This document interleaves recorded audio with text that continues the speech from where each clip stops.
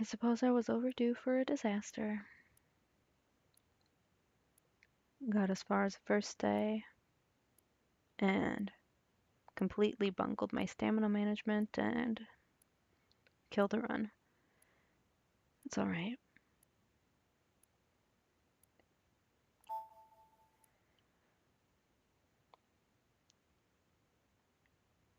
That's fine. The past couple of runs started without a hitch, so like I said, I was overdue. That's one.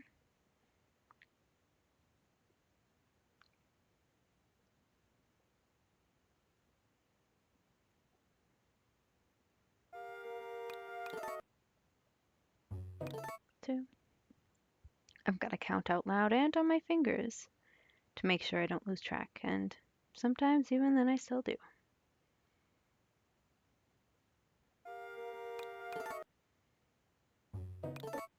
Three. Yeah, at least for me, this is the hardest part of the run. And the timer hasn't even started yet. Four.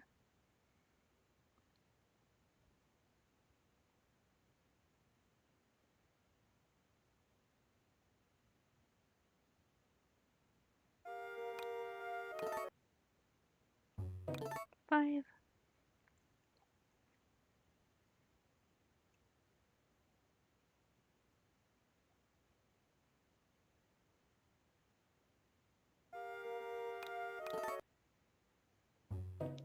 Six. One more back out, then I can properly start.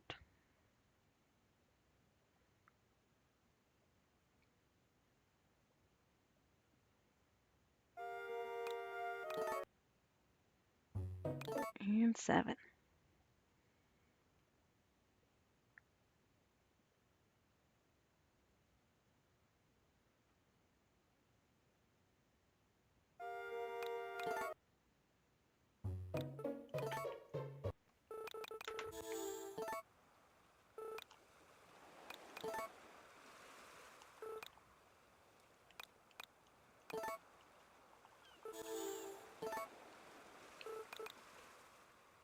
I might not be far off from Mark's actual birthday. I know it's sometime in winter.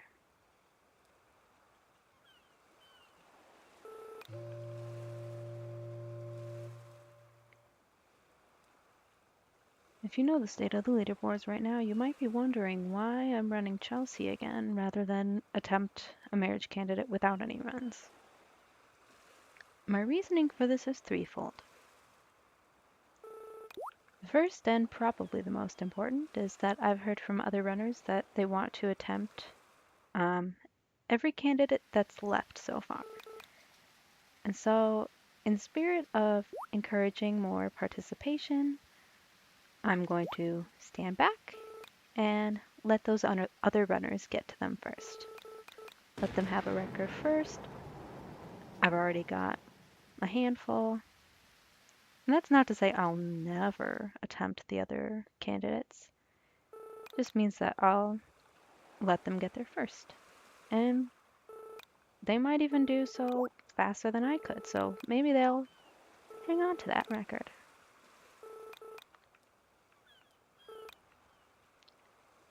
My second reason was that Chelsea was my first run. I was very nervous. I hadn't figured out my usual strategy yet. And I think that reflects in my final time.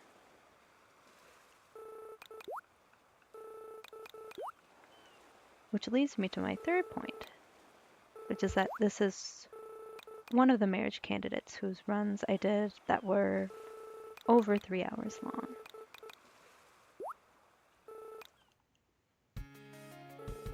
Surprisingly, even though this was my first run and I didn't have my strategy down yet, it's not my longest. That honor goes to Elliot right there. But I'm hoping with a little bit of RNG and a little bit more experience running this game that I can bring that time under 3 hours.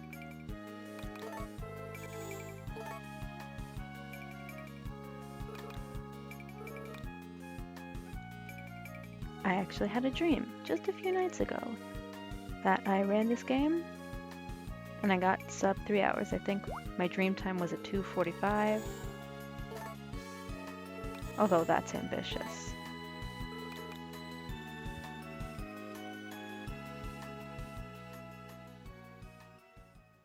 But I'm here today to turn that dream into a prophecy.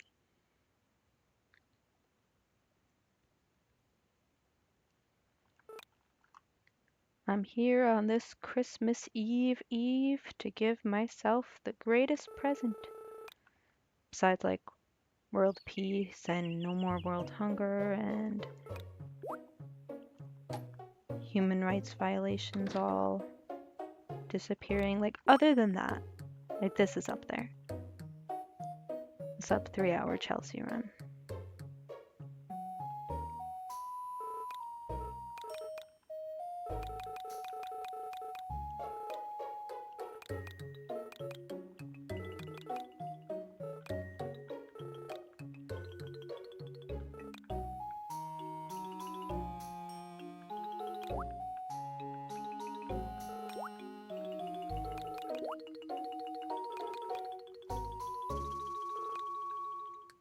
And I've had this game in the back of my head for a while. I am regularly listening to the soundtrack. It's great. I feel like you don't hear too much of it because you're almost always hearing the town theme, but there's so many really good tracks in this game.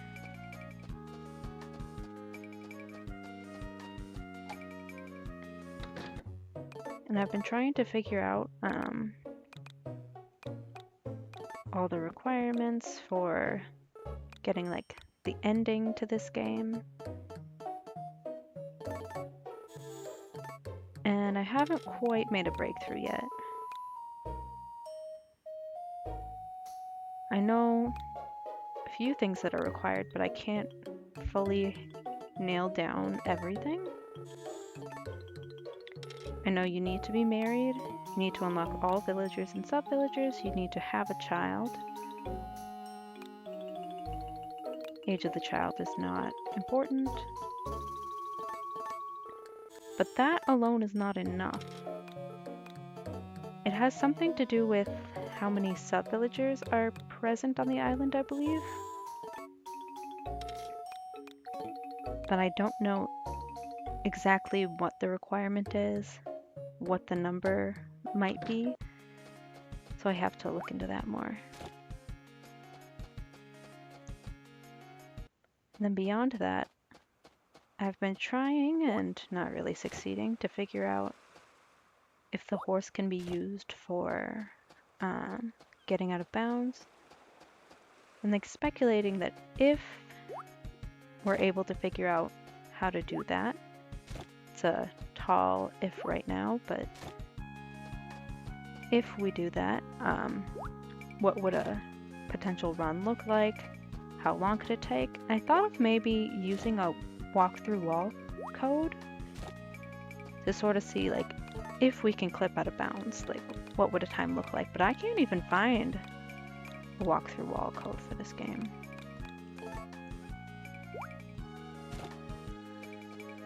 So I'm at a bit of a standstill there.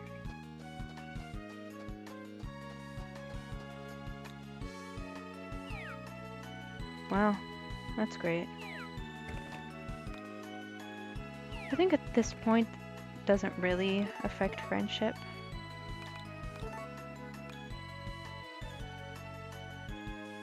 Please? At this point it doesn't affect friendship because everybody's at 0. And I think they lose it like the instant you throw the thing away. So I shouldn't have a problem with Taro friendship. And if I do, well, just a couple more days of gifting then to get him where he needs to be. I was also thinking it might be fun, at least a little bit silly, to do like a joke category for April Fools.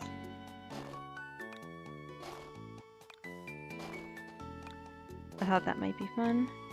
And then thinking of like what category would be funny. I know Stardew has like a lot of really silly ones, but this game is a lot less robust than that, and finding a joke category would be a little harder. I thought of maybe doing like incel percent where you get all your rivals married off, but that would take so many in-game years that it's hardly worth all of the effort just for a joke, you know?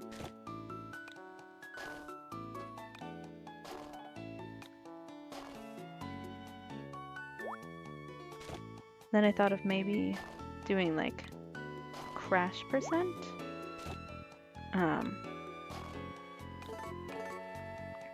Ooh, what am I eating?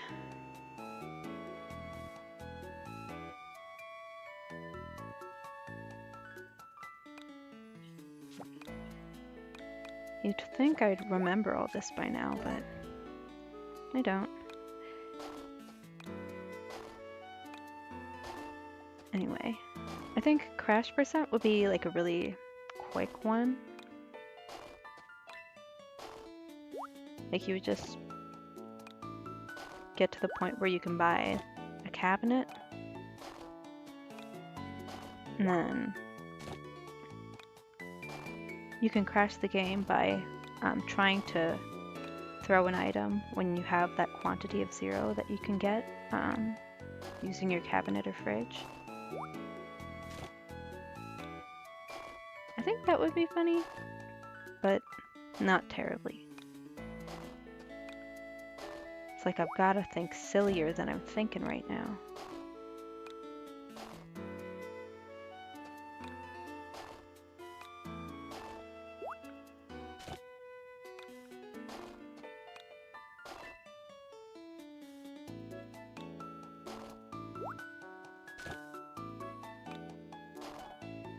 Alright.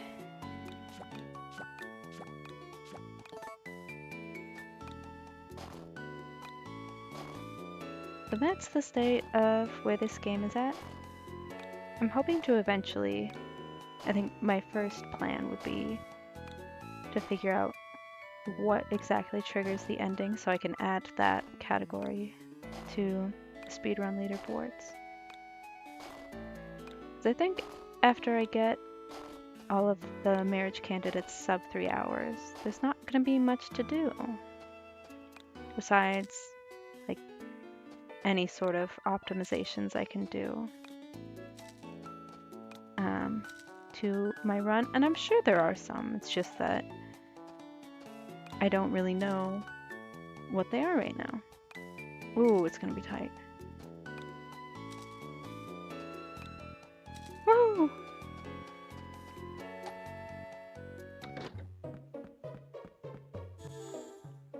Come on.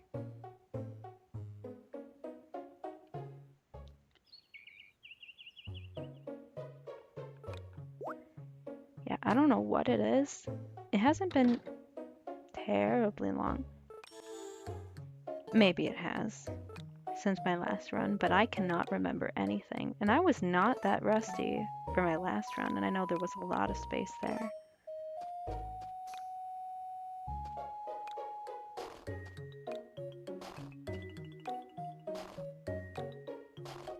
But anyway, I'm sure I'll pick it all up.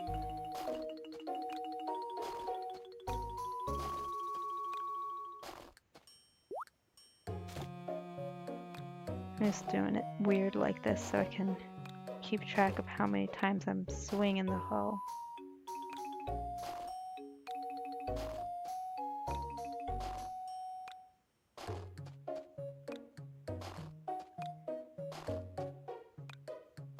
And I think if I make a mistake and hoe a couple extra times, I just don't have the stamina necessary to plant everything. Come on. There we go.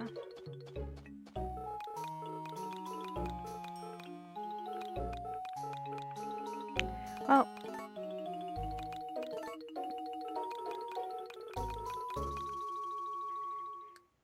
I'm so silly like that. And I have in my notes to make sure you have the watering can equipped. I just wasn't looking.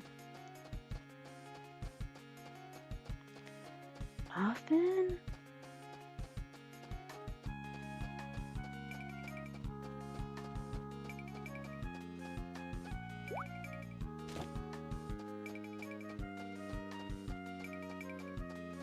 I'm looking around for gifts for Taro, and I'm not seeing anything.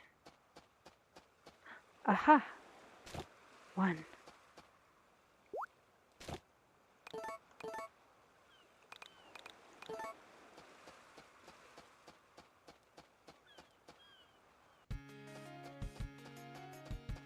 Which means I'll have to go around a bunch later. That's okay.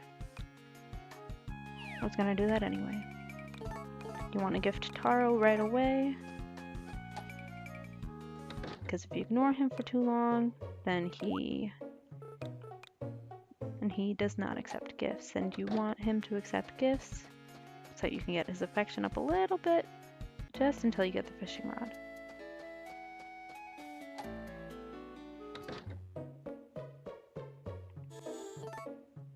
Alright.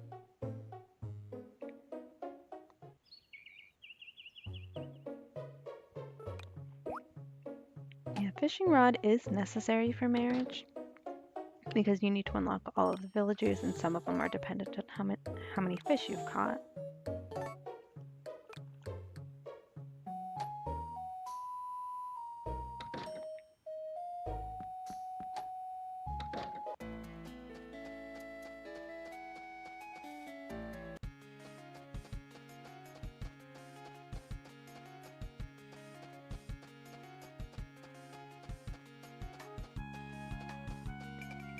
Okay, for a second I panicked. I thought I had slept an extra day and that it was going to be too late to plant my turnips. No, I'm good. And no gifts for Taro. Sad. I don't think that's ever happened in a run before. Oh well. He'll get spoken to, and that's gonna have to be enough.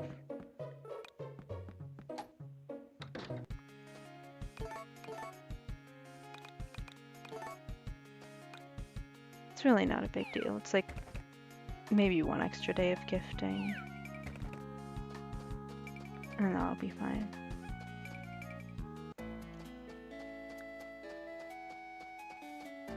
Yeah, today's just the last day to plant and have the weather water everything for you. At least with my route.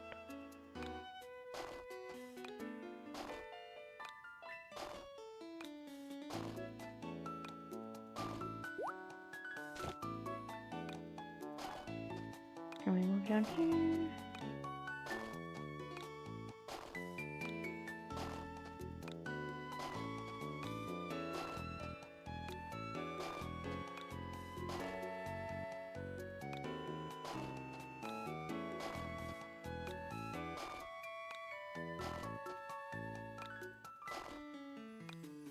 So how have you been?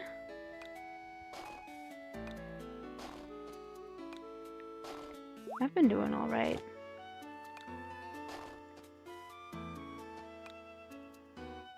Lots happening in my personal life. I'm an auntie now. And my nephew, he is the first grandchild, like first great-grandchild. And everybody is so excited for him to be here. So our lives are going to revolve around him for the foreseeable future.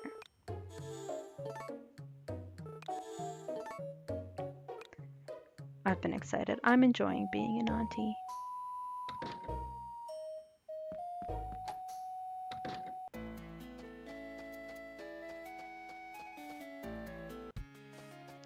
Alright. RNG, please smile upon us.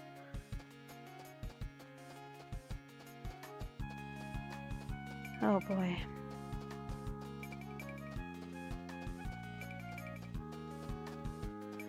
1.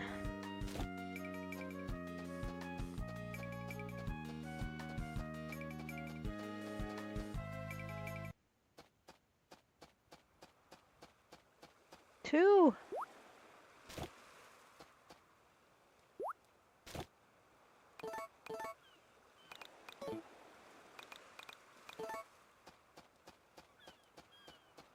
Alright. Having 2 is good, because then I have security if there are none tomorrow or the next day. Although I think more forageables spawn either the day of rain or the day after rain. I think. From my anecdotal evidence, that's what I've observed. I feel like anecdotally I have observed that they're heavier both the day of and the day after, but that could just be me incorrectly observing things.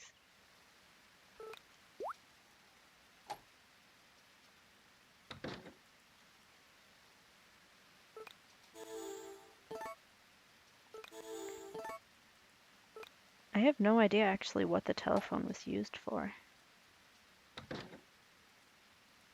I want to say it was to like communicate with other people's farms, but it's not like you could go to their farms. So would it just be like to compare stats or something?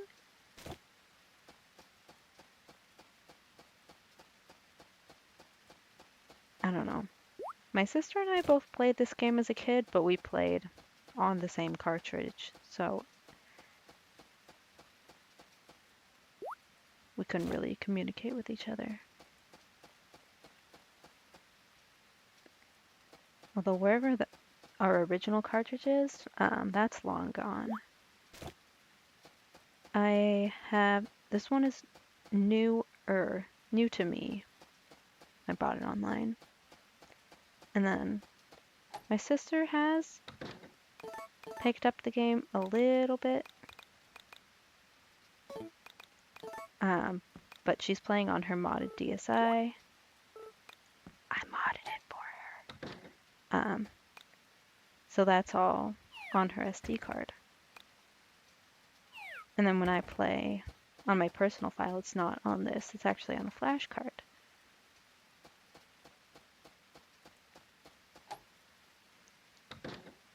So I guess if I understand the DS communication correctly, we theoretically should be able to communicate with each other over Wi-Fi, but again, I don't know what it would do. And also, I don't think she's going to be picking it up anytime soon. Nephew, that would be her son.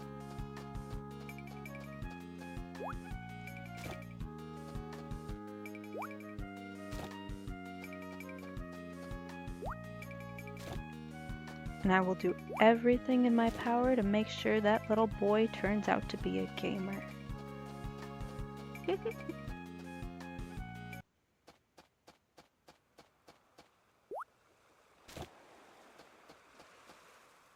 I don't think he'll need too much help in that regard.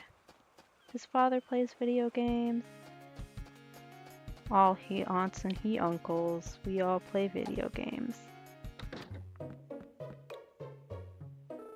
Boy, I almost messed that up.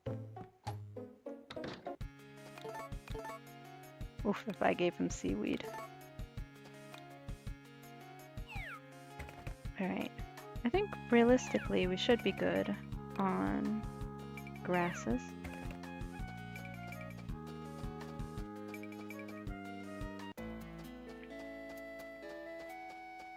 Yeah, it's really not going to take us terribly long to get the rest of Taro's friendship. And the extra money we make from shipping stuff is just going to be negligible. So, here I go.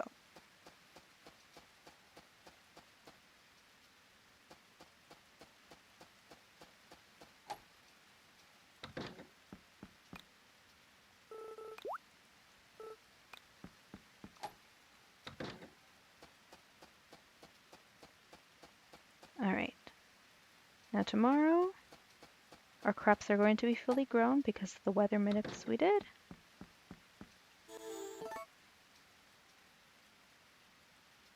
We're not going to pick them yet. Alright, that's 3 sun.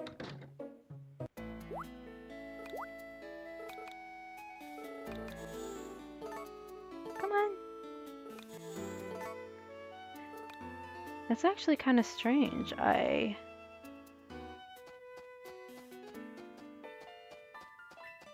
accidentally threw something out. So that would have destroyed any like base friendship he had. And then I missed the day of gifting. And he showed up on the 10th.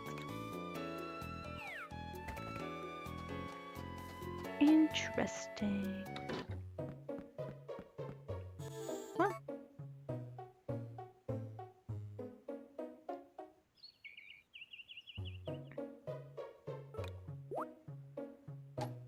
Alright. So what we do now is we keep track of the weather until the 19th. The 19th is the last day to pick our crops until they naturally die.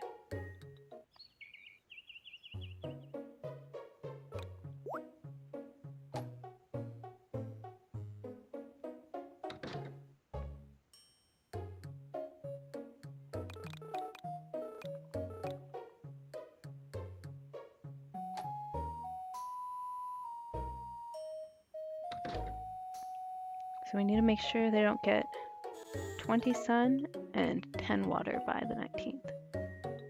So that's 4 sun total.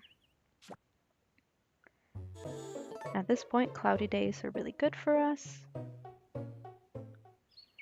because they give nothing either way. It's 4 sun, 1 water.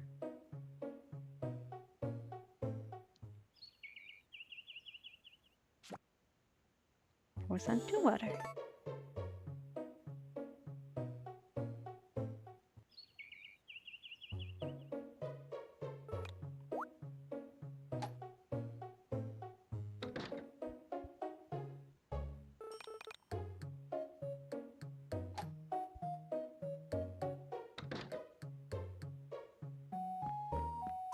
Still 4 sun, 2 water.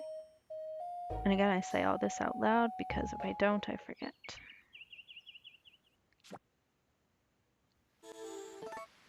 Four sun, 4 water. I think at this point I'm fine.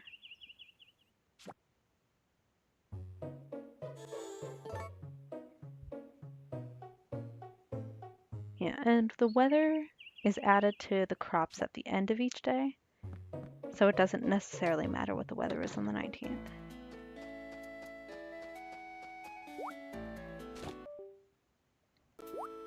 Uh-oh.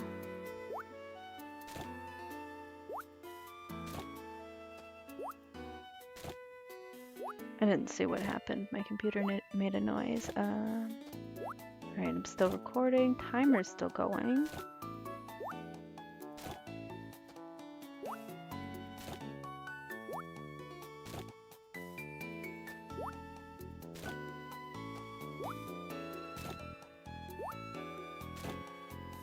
I guess I'll find out.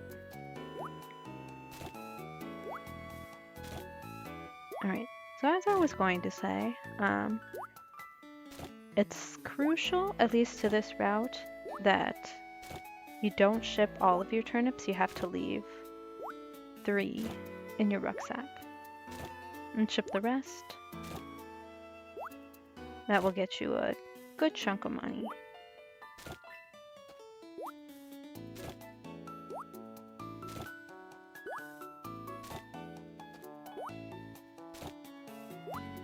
And then for the rest of the money, we're going to fish in summer to get pirate treasures. Well, we're gonna hope we get pirate treasures. If there are no pirate treasures, well, the run goes slower. That's really all it is.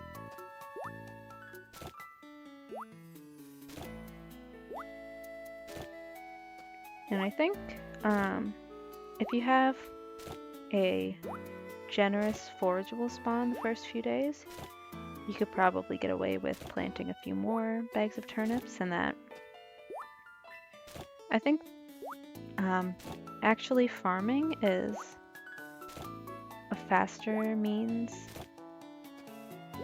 of getting money. It's just that particularly on console, it's not very easy to manipulate the weather. We do the first one because it happens before the timer starts. It can be done, it's just slow and inefficient compared to doing the same thing on emulator. And I run on console.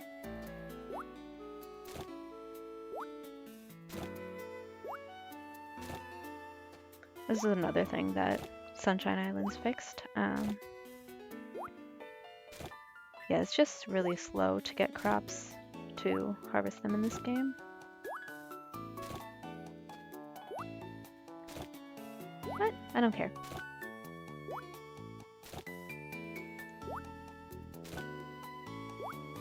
Yeah, I've mentioned to other people, like, yeah, this is my favorite game. It uses the touch screen to control character movement, and they're like, "Oh gosh, why would you subject yourself to that?" And I'm like, "'Cause it's great. 'Cause it's my favorite." I don't know. I played it as a kid. The touchscreen never bothered me.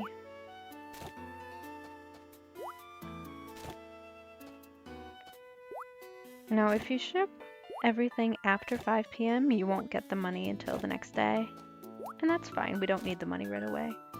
So I'm going to prioritize getting everything out of the ground as soon as possible. As soon as possible. Real time.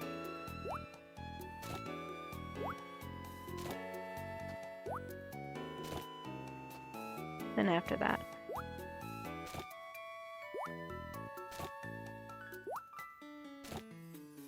Yeah, I think I've had a few times where I've gotten everything out of the ground before 5. It's just, it's not super feasible. Maybe I haven't even done it because this isn't even going to be close. But we don't need to buy anything tomorrow specifically, so there's no benefit. You know what I think I did last time that I didn't do this time that's definitely messing with me? I think I actually read through my notes and reviewed them. See, that would have helped a lot. I didn't think, I kind of just hopped into this.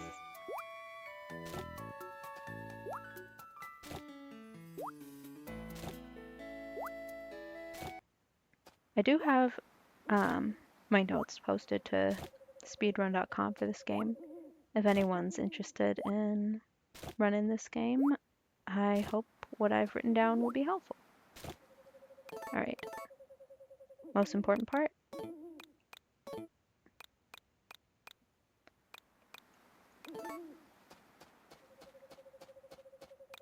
Gonna make sure you separate those 3 out. Those 3 will be very useful later.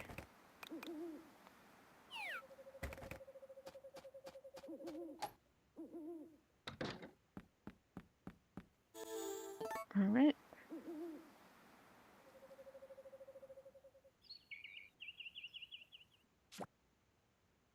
I'm gonna go ahead and safety save.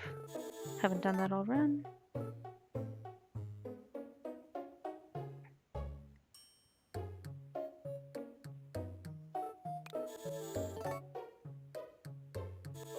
I feel like sometimes it takes really long.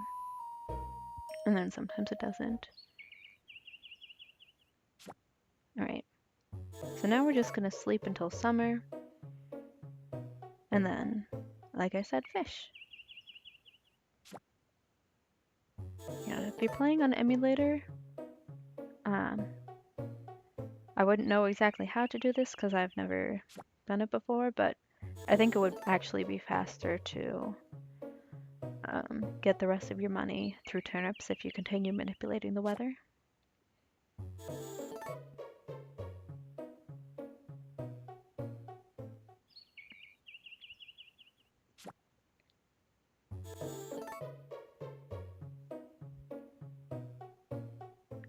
You could always just do this on emulator, it doesn't matter.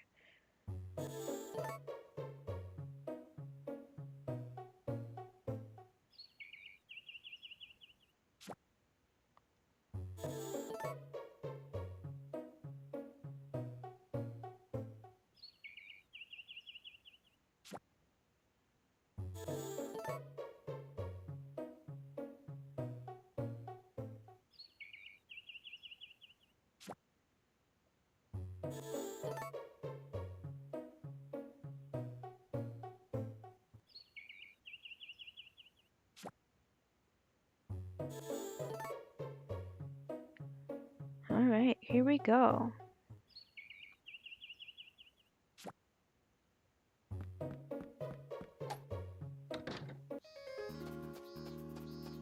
So at this point, I'm going to be checking in with Ganon every day. First of all, I'm going to go over to East Town.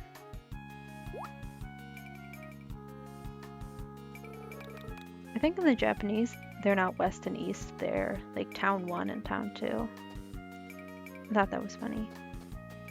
Just gotta unlock that area, otherwise Denny, Lana, and Eliza will not show up.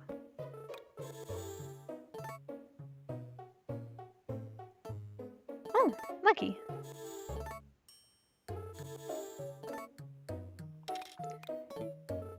You want it to buy it only when he's selling for 3,000.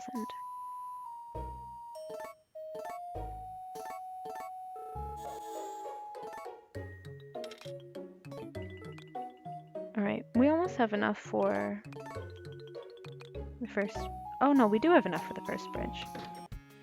With plenty to spare. Come on!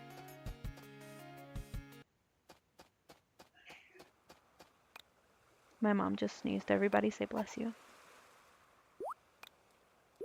Thank you.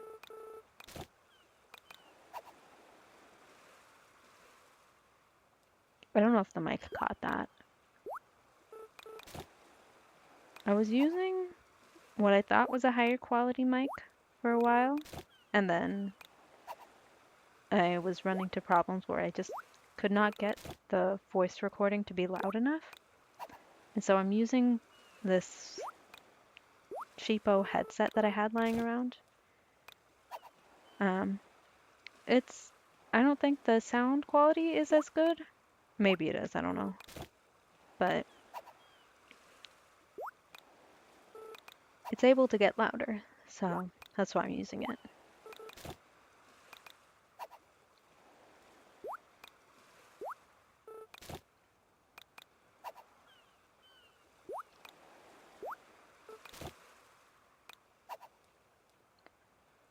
You know what I should stop and get today is the...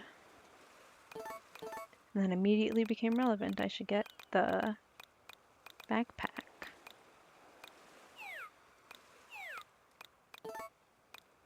Yeah, get the backpack upgrade, then I have to go into my menu less frequently.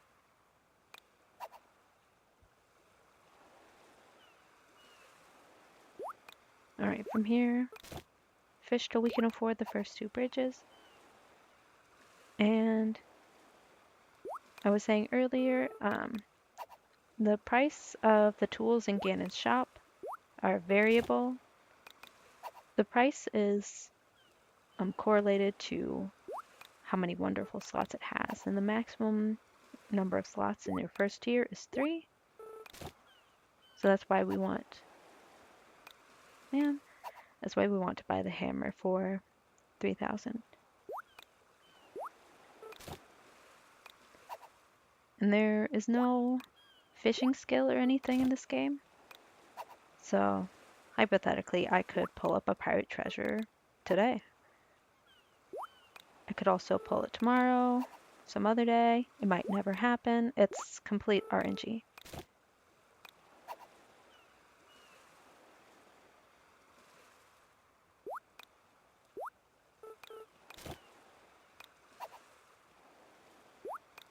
I think Sunshine Islands, they did try to improve that. I just don't like the way they did it.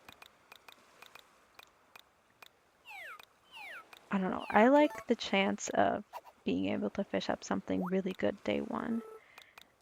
Like maybe if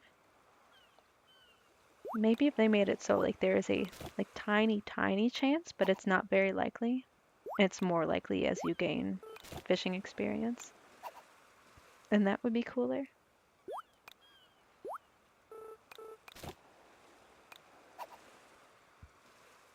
Let's think. Stardew has a similar experience system where the more you fish, the better fish you can get. But you also have the chance to fish up treasure chests first day if you're lucky enough.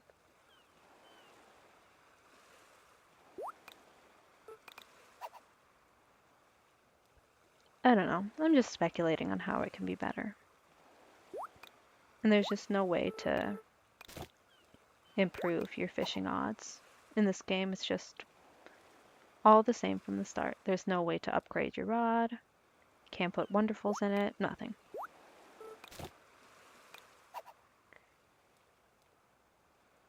And I understand why they did it, because it's a gift. You shouldn't look a gift horse in the mouth. Bada bada bada. But then it makes it hard to have fishing as like a skill that you improve. Hello?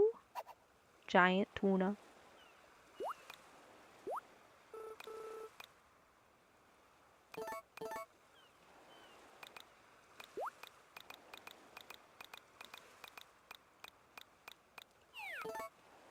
This is already a really good day for fishing. I think you'll be able to do the most fishing on a cloudy or clear day because your stamina just doesn't drain as quickly.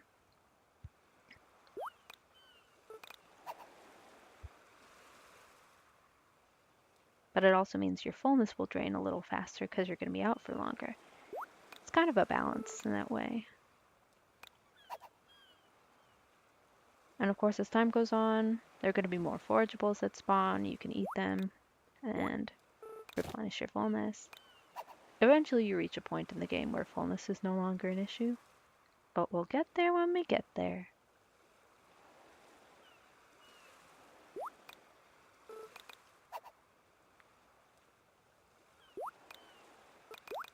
Alright, just a couple more swings.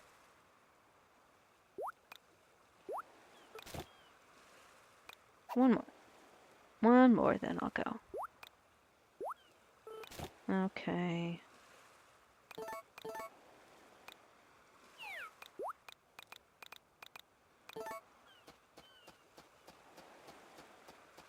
Let me go get that bag upgrade while I'm at it. Guess this will probably be better saved for another day.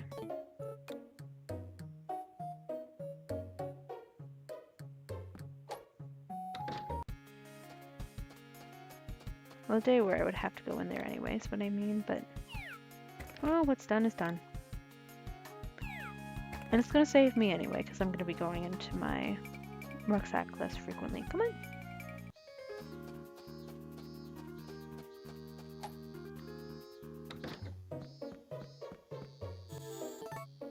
I also like the little ambient bug noises. Whatever those bugs are.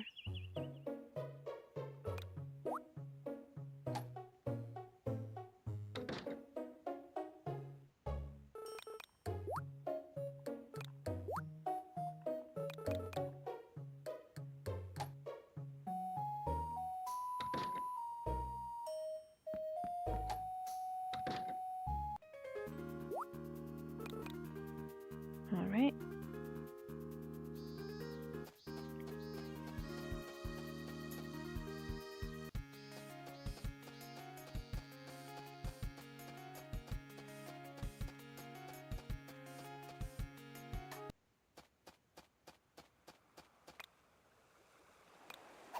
Oh, you know what I forgot to do? I forgot to get that first bridge. I don't suppose it matters. I can get it just as easily tomorrow and it doesn't hinder anything. Or with the second bridge, you want to go over right away. The first bridge, you're going to want to wait.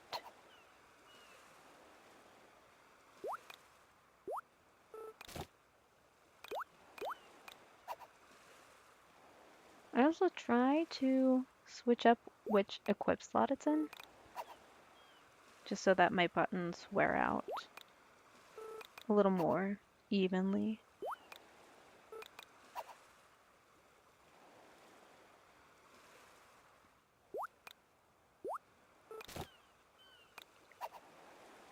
I mean, it's going to take a lot of button presses to actually wear them out, but I don't know, I'm just nervous.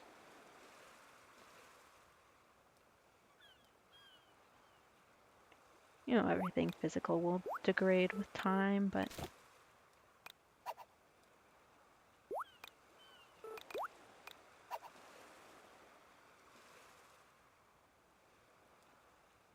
try to keep it from wearing as much as I can.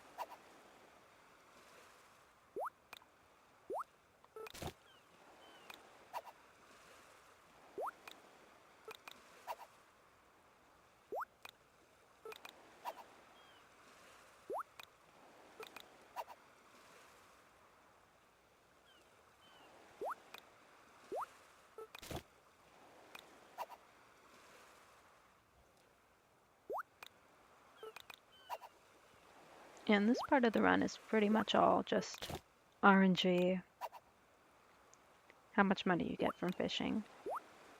You'll eventually reach enough money, but it's a toss-up on how quickly it is.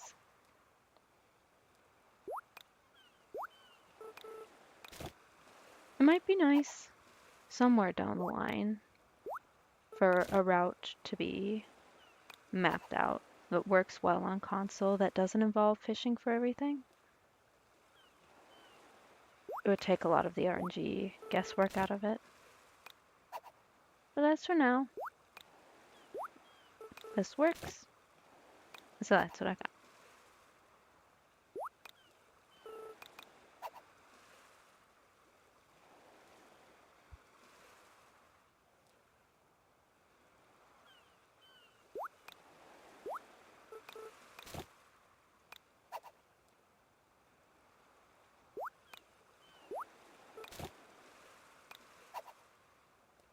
I was saying this yesterday in game, but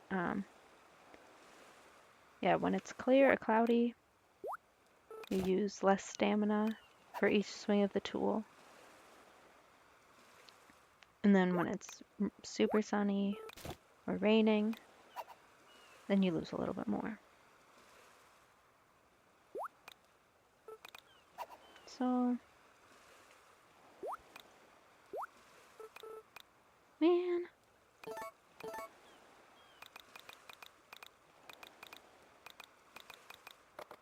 This is kind of funny. It's only small fish and a couple larges. No mediums.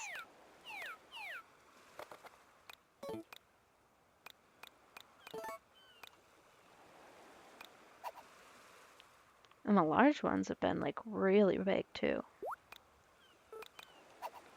Large is anywhere from 1 meter, so having both of them be really huge. And that one's not bad either.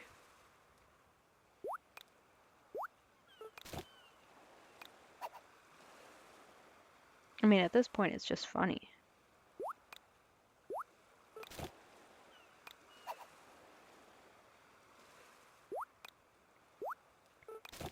Yeah, it's kind of a shame that I'm spending so much time at the beach where there's no music in a game with such a lovely soundtrack. Well, there's that.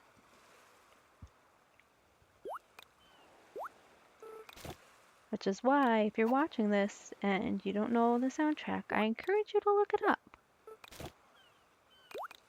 It's lovely.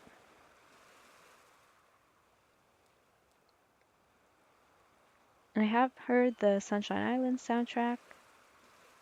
Some of the tracks they changed, remixed, some of them they left.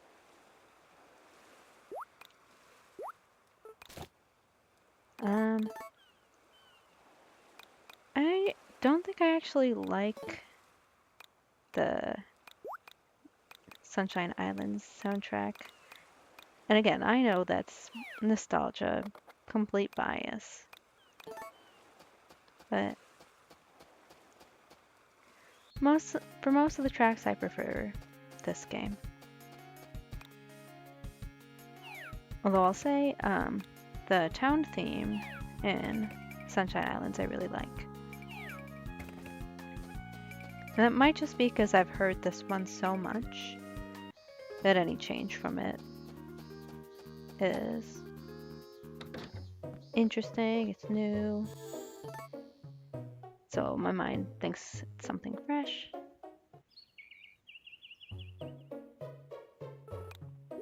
But, but that's how I feel. And they did reuse quite a number of tracks, like this indoor theme. Hi Denny, bye Denny. And I think in Grand Bazaar then um, they remixed this indoor theme for that game. And they might have reused a few tracks. Alright, now let's actually stop and see Ganon. That'll also give me a quick way to check my money without having to open my menu. Well, this was inevitable anyway.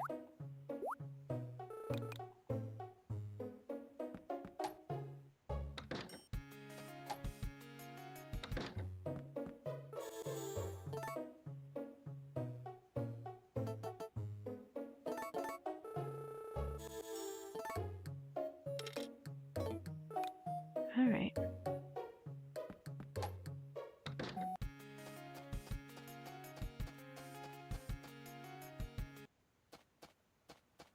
Let's grab this. Not that it'll really make any difference.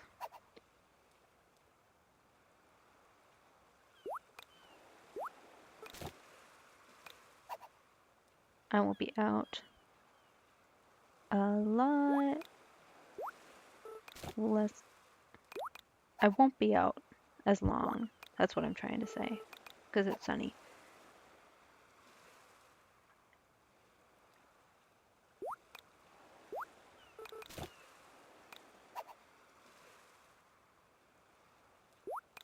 And that should help a little bit with the fullness depletion. Why did I do that?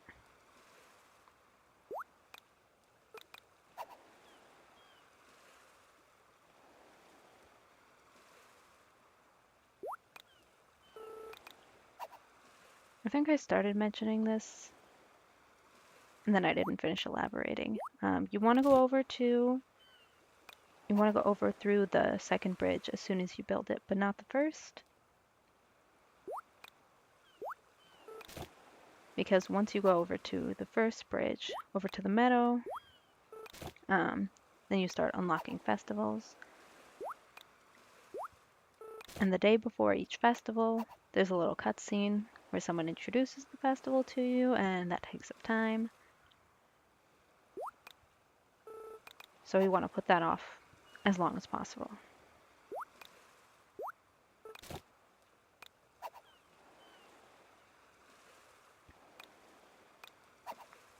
Now I will be participating in a festival, so I'll eventually need to go over there anyway, but at this point, we don't want to yet.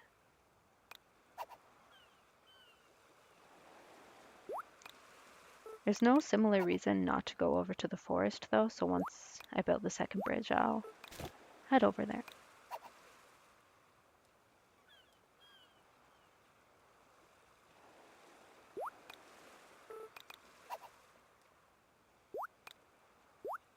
See, I'm already like almost out of stamina, and it's not even noon.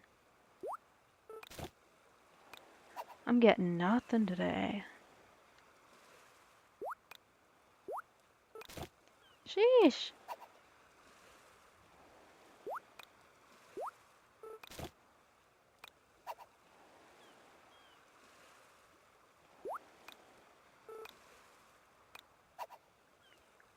Yeah, once you run low on fullness like that, you see the little rice ball icon, then you'll start waking up a little later. And there are a couple things you can do about that. The first is just eating something. And the second is if you just sleep through a couple of days, you'll eat a breakfast every day and you won't lose fullness for the rest of the day that you skipped. So that will like slowly bring your fullness back up.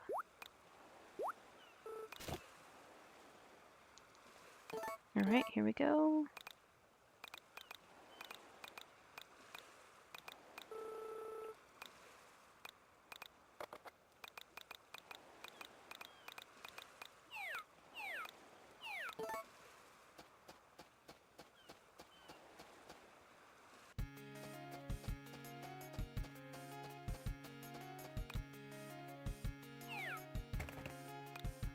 And the other thing you can do is kind of just like play anyway. Because like I said, we'll reach a point where fullness isn't an issue.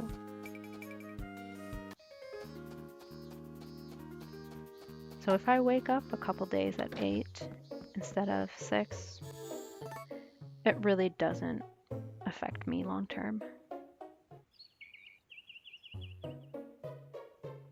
Interestingly, if you pass out, even if your fullness is really low, you'll wake up the next day at 6.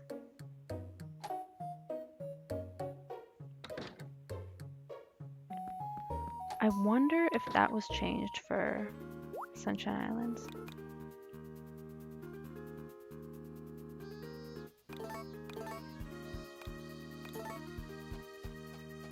Okay. We have about 25,000 more to go. I'm gonna grab a couple of these because I'm getting a lot of clear weather, which means I'm gonna be out longer.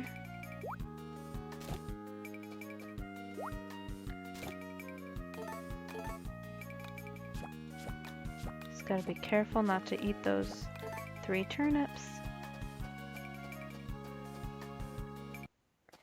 And then I'll go. Alright.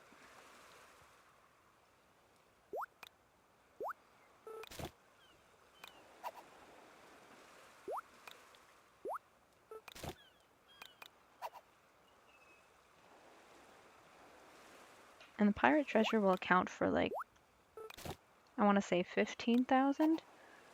So if I can get me one of those, then I'm good. Oh, I'll also need, I think, around 7,000 to get the refrigerator and the kitchen.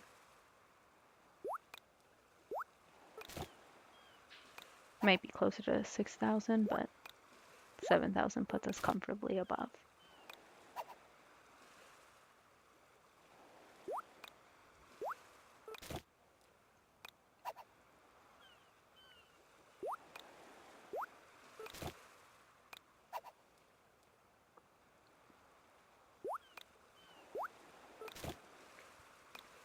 Again, it's just complete RNG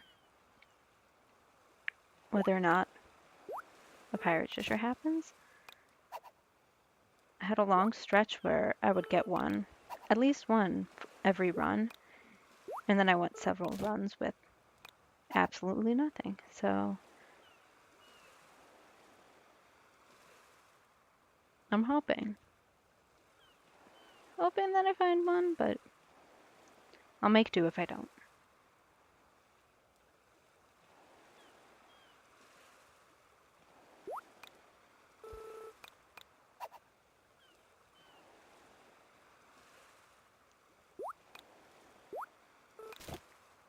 And since I have Lana unlocked, that means that I've caught...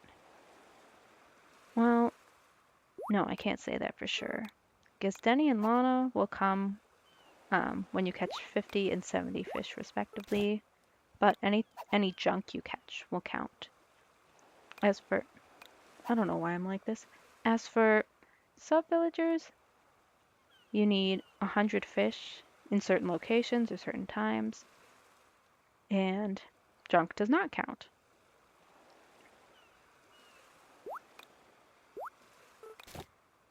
So I can't say with certainty that I only need 30 more fish to get those sub-villagers. I need to actually look in my menu.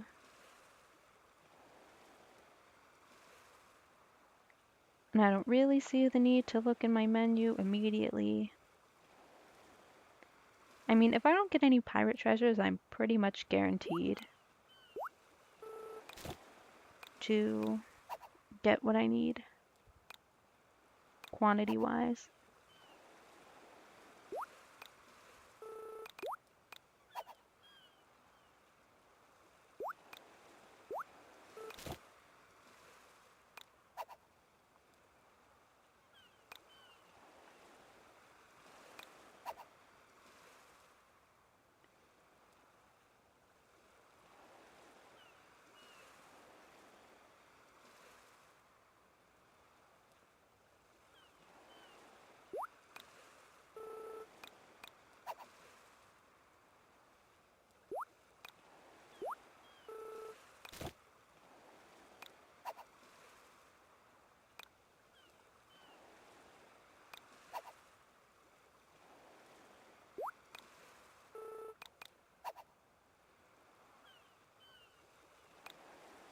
Man, sorry, I got distracted for a little bit, and my thumbs just pressed all the buttons on their own. And there's an hour. I've been shiny hunting in Pokemon Gold. And so just like letting my thumb occasionally click a button while I'm focusing on something different works out. Right now, in this game, it's not really working out.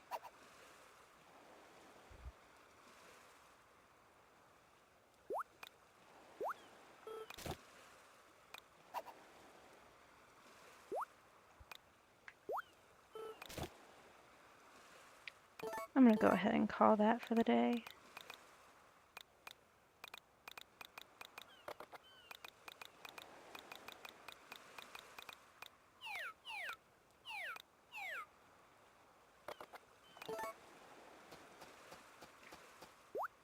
Right after I closed the menu, I saw a rubber boot in there.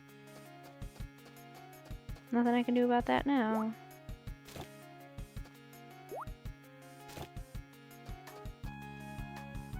I know, boy, I know.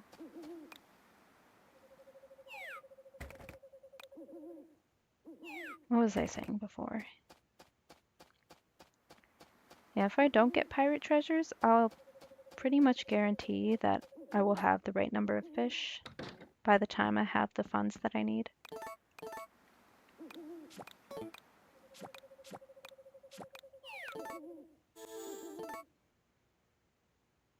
Which is what it's looking like right now. So nothing is guaranteed.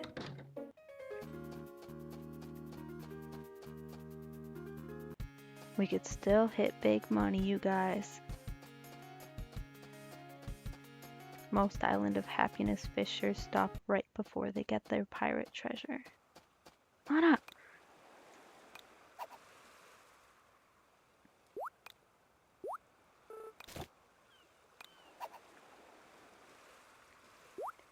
Yeah, so about shiny hunting. Apparently there are just no RNG manipulation tools that work with Gen 2. So I'm just like full odds shiny hunting for my starter, and boy am I not built for that. And I've got a shiny Ditto to trade over so that I can do breeding, and in Gen 2 that gives me a 1 in 64 chance that the child will be shiny. Like, I could do 1 in 64. That doesn't sound bad.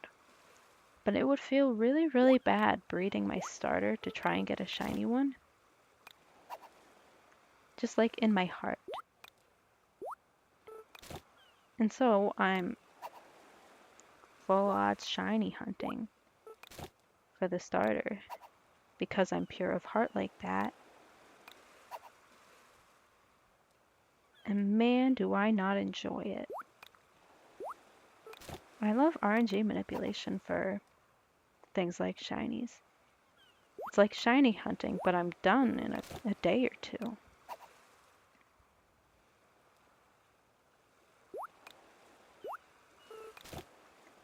I'm not built for this.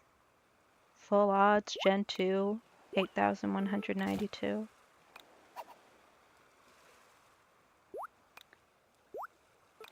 So I'm going to do it once and then be done.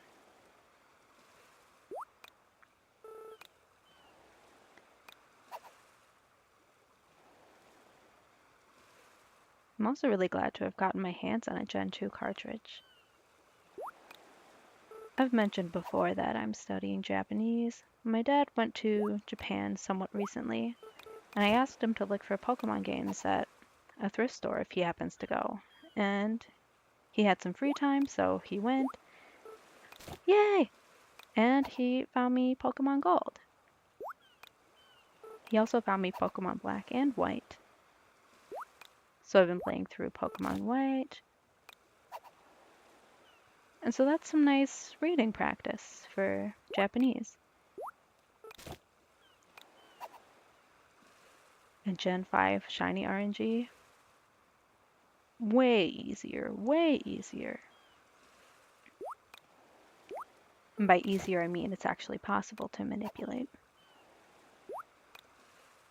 And so that's how I got my hands on a Gen 2 cartridge as a Zoomer who was very young, if not even born, in the Gen 2 times. Now Gen 1 was 96. So Gen 2, I think I was born by then. Oops. Let's call that a day. Like I said.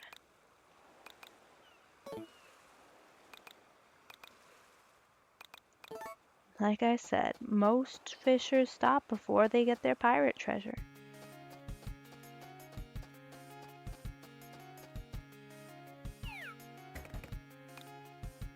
I'm just going to be a little safer about that. See, I usually don't accidentally litter during speedruns, but I used to do it as a kid a lot more. I'm sure part of that is just didn't have the fine motor skills that I've developed today. But yeah, I still live with the fear of accidental littering. There we go, big money.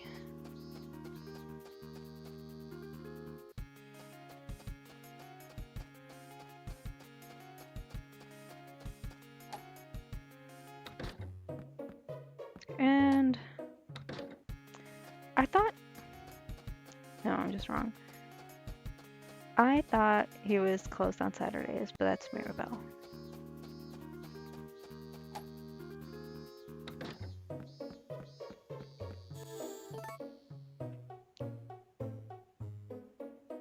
And my strat right now is buy the bridge, then immediately sleep.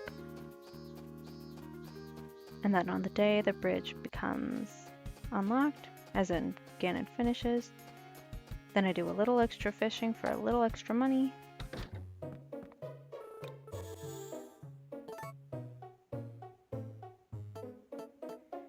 The reason I do that is because I want to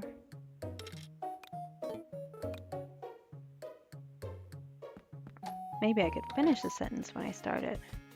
I want to have my stamina lowered before I go over to the forest because I will be death warping.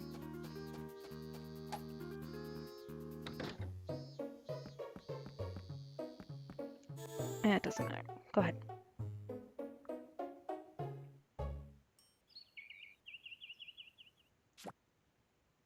Alright. Let me see. How many fish have I shipped? 99!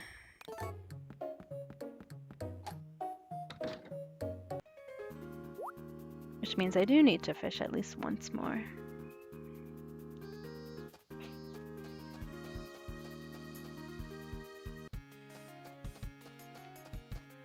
Normally I would do that like right by Chen's to save a little bit of time. But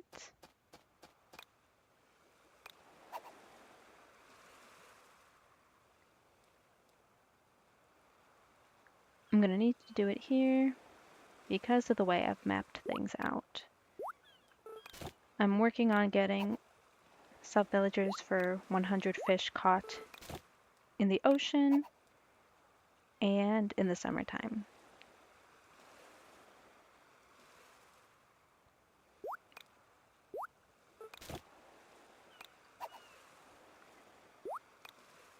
Which is why I do all my fishing in one specific place. It could be done in other locations as long as it's all in the same season. I chose the ocean for pirate treasure.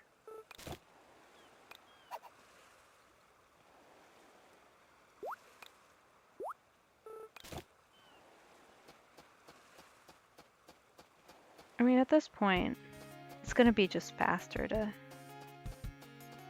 ship everything. Sleep.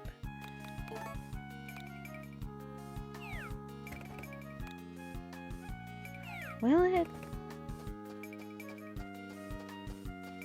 I have to death warp too. Oh, I do want to death warp today. It'll be faster. Certainly.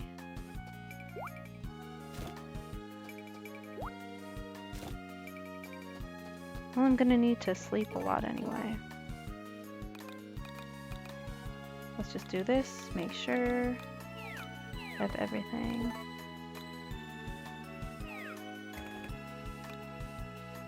I'm kind of just going back and forth about it. The problem is I didn't really need that much extra funds. That many extra funds, I suppose.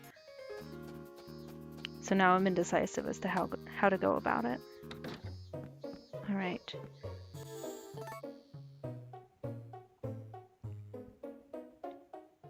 Here's a new plan.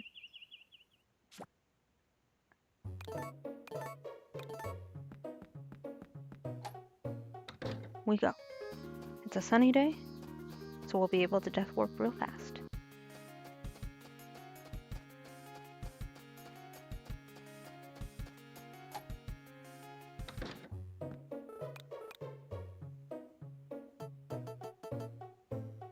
We by the fridge?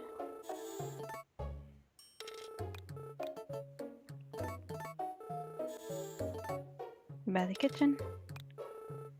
I will eventually need to come back for the cabinet anyway, but that can wait.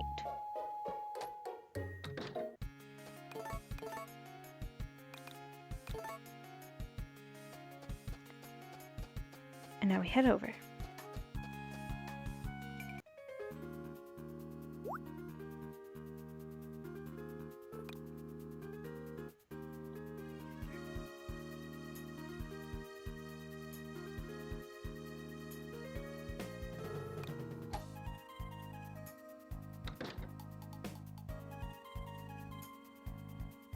Luckily now you get to hear the summer soundtrack. I love it so much! Especially after coming from Harvest Moon DS, where I don't really like the summer track in that game. This one is just so cheery and upbeat and I love it.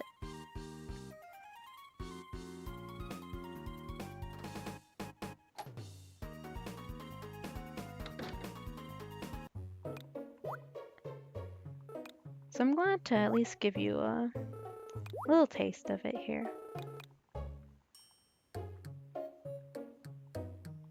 I also don't really know. I should know, but I don't, where exactly the dialogue happens and when to mash through it. Well, time to ignore you for the rest of the run.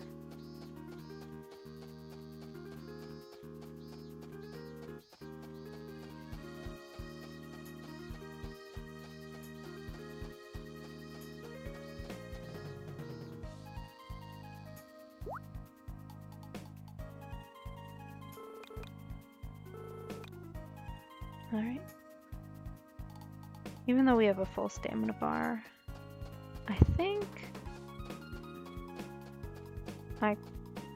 because it's sunny, we'll be fine to death warp.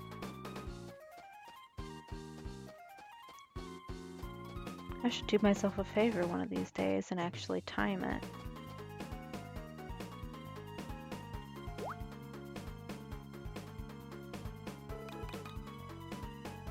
Oh well.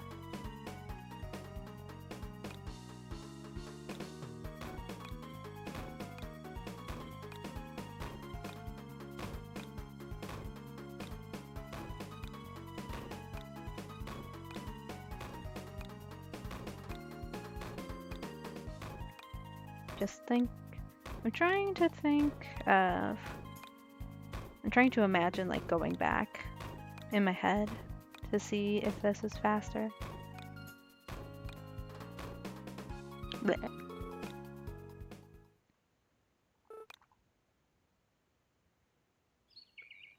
I think it is. Well.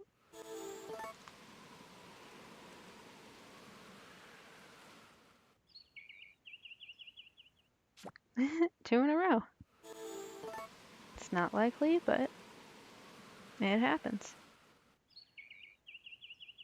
Apparently. I actually was starting to wonder if it was possible to get 2 storms in a row.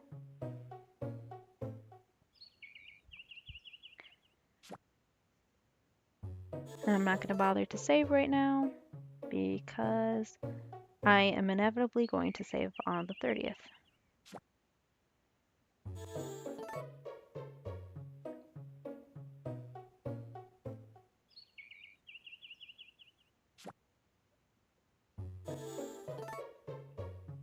The reason I save on the 30th is because we're going to enter the Fall Crop Festival. And because I'm so deep in the run, weather is no longer guaranteed.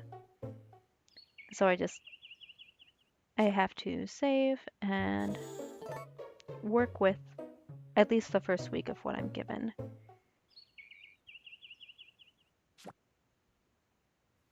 Oh, it's my birthday!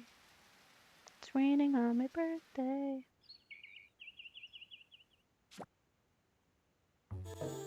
What birthday did I give this guy? I don't know. I started a couple of attempts, so I don't remember which one I got.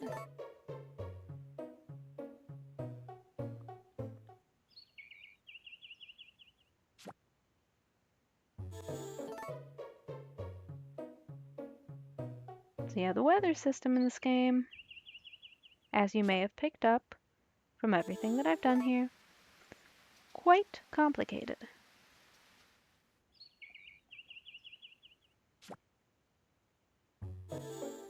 Which I think it's a hindrance to more casual players, especially children.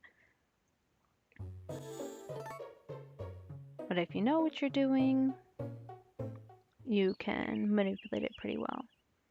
And if you're playing this game long term, you can get a greenhouse and pretty much mitigate any weather because you have complete control over it.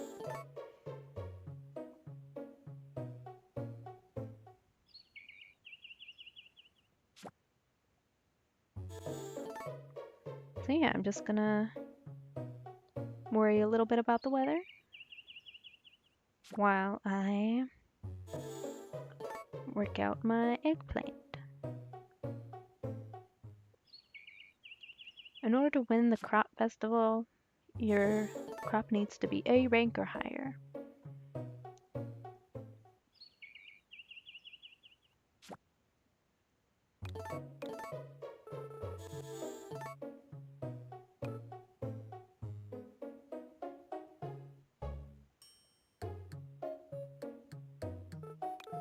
Oh no, I'm poor. Alright. Here we go.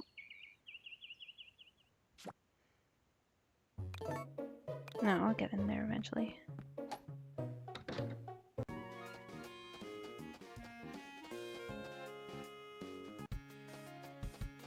Fall theme, another beautiful one. Although I'll say that for every track in this game.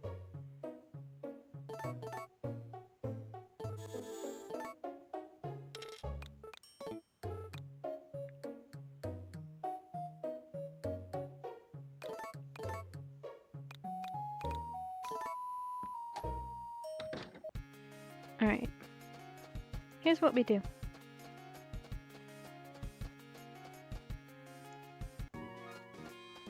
For our fair eggplant, our field's looking nice and tattered. It's fine. Plant one, just one. And I'm gonna go over, I'm going to fill my watering can preemptively.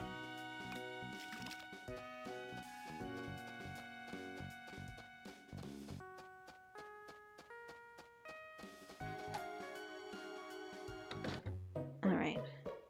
Once it gets enough sun to advance to the next stage, then I will give it the water it needs. It's 2 water.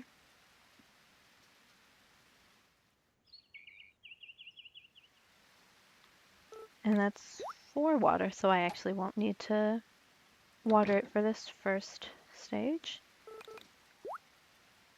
Also, losing Denny is inevitable, and Lana.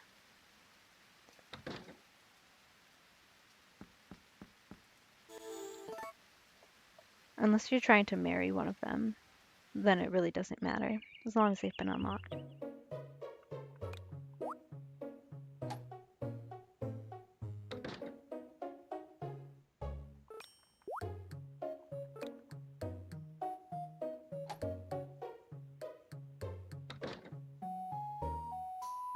Alright, it's 1 sun.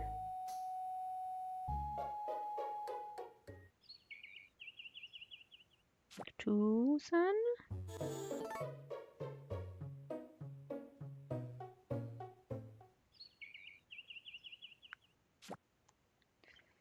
It's not great.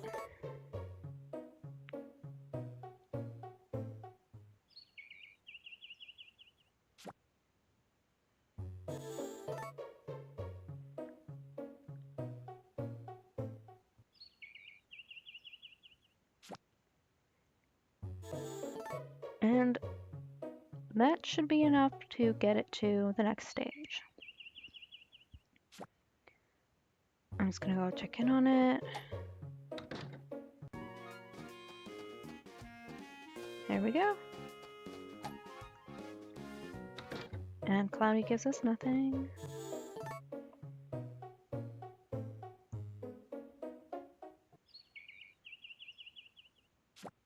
That's 2 water.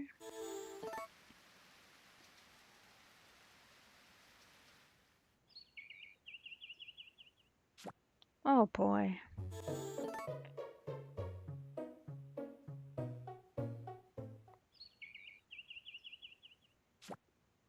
One sun, 2 water.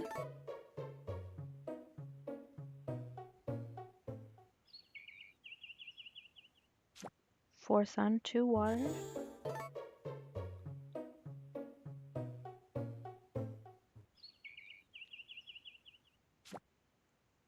Five, 6, 7 sun.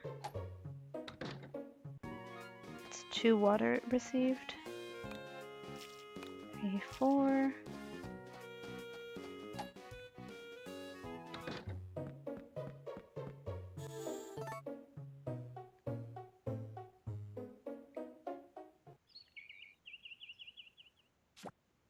It's 1 sun. I'm gonna check and make sure it grew. I'm so nervous now. Did it? Is it grown? Can't even tell.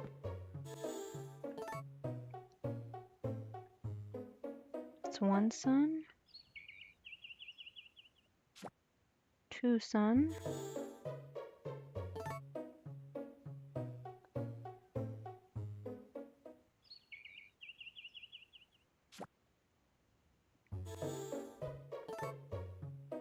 Nothing.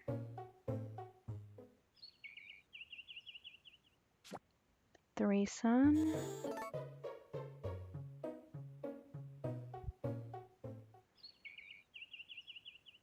4. Oh boy.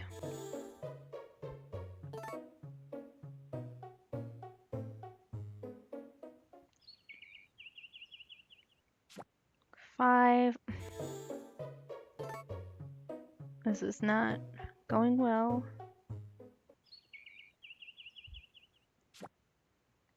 5 sun, 1 water.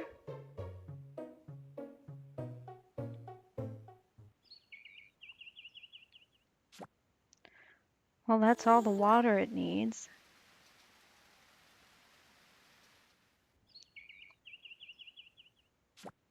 Oh gosh.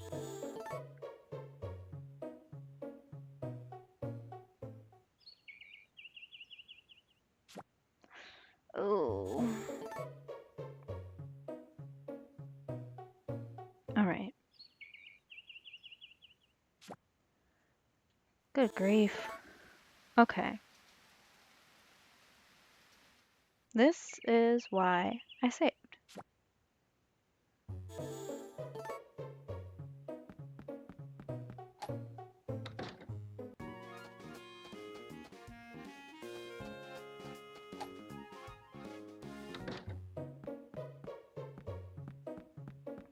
No, I can go over tomorrow.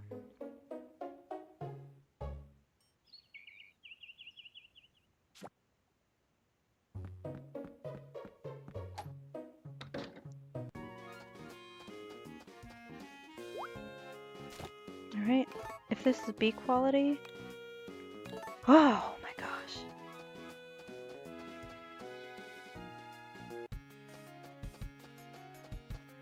I can go over tomorrow and be fine.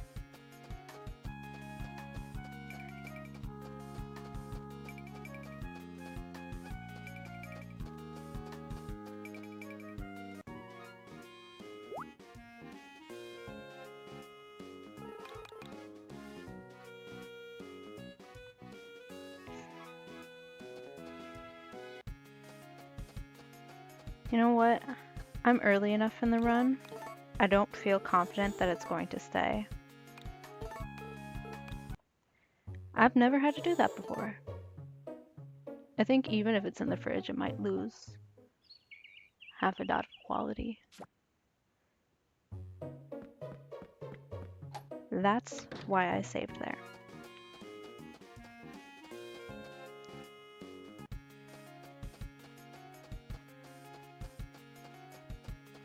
I have to redo a couple of things, but that's fine.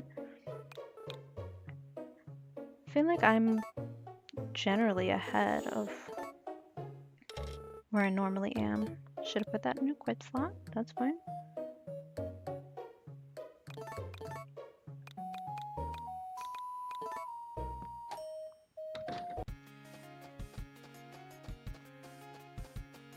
Now the first week of weather is inevitable.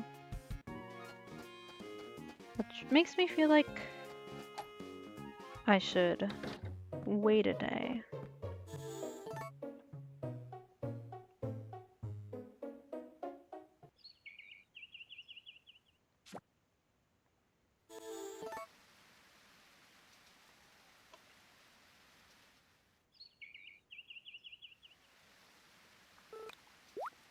Alright, we just lose a little bit of time. It's no big deal.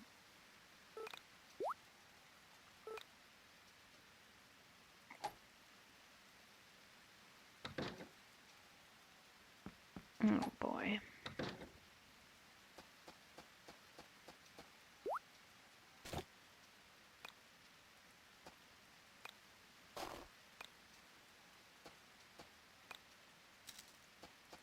Alright. 2 waters.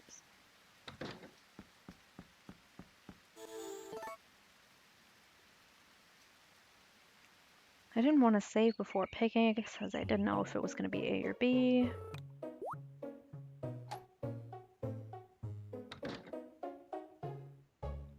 Saving would have helped. It would have kept it from going down in quality. Not quality, freshness. But didn't want to do that. It's 1 sun, 2 water. It was really lose-lose situation. It's 2-2.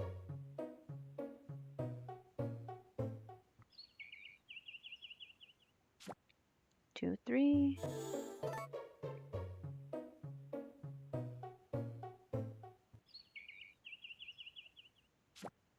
3-3. Alright, from here it should be all new weather. Still 3-3.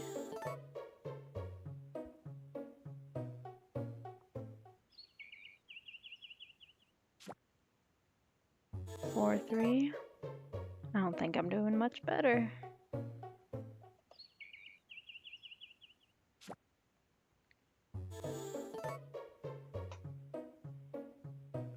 Oh, if I have to reset again. That'll do it.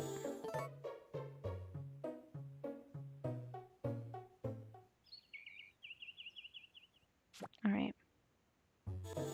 What's 1 water?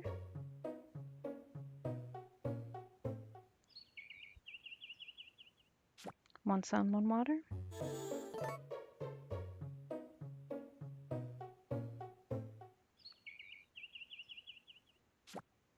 Two sun, 1 water.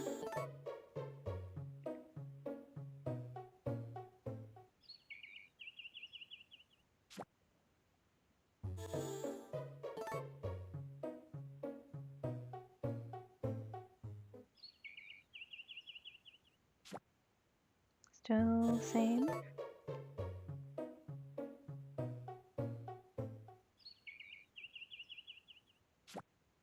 Two sun, 3 water.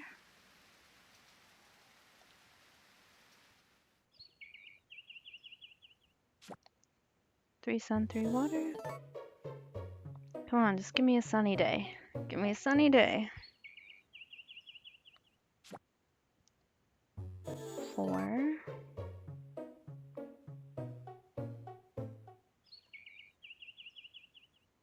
5. They're making me work for it.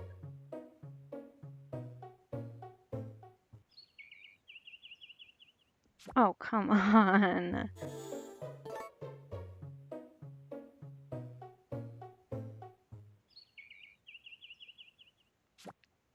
And 6. Did it have 3 or 4 water?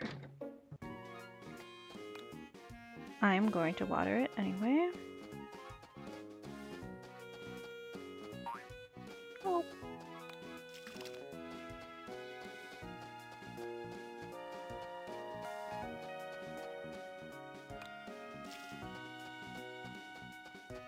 And then check on it and then see if I failed.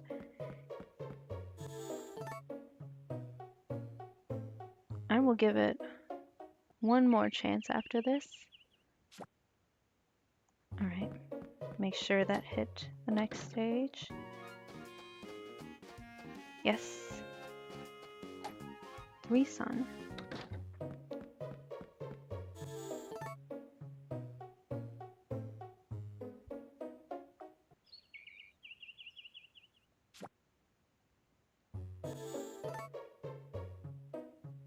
We're still cutting it close.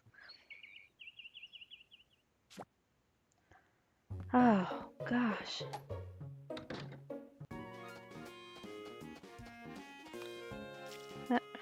Okay. 3.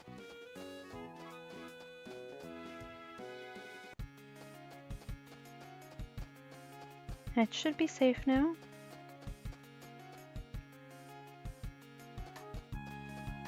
Know what I didn't do? I didn't go in here at all.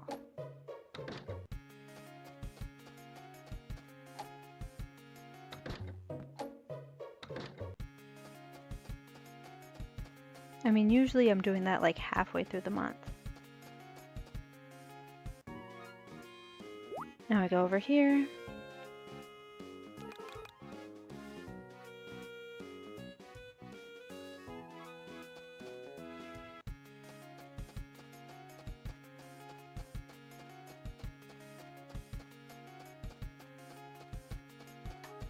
All right.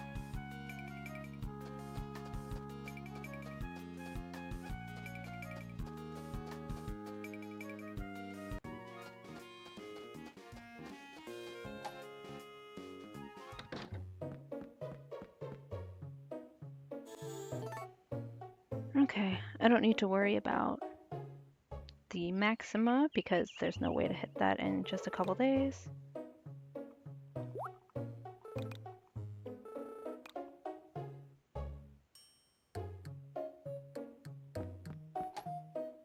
Alright, I feel safe saving here.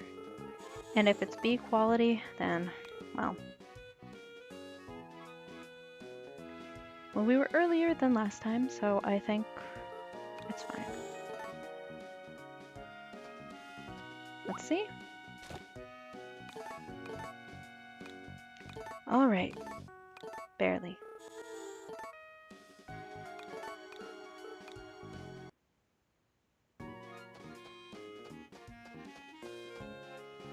Alright.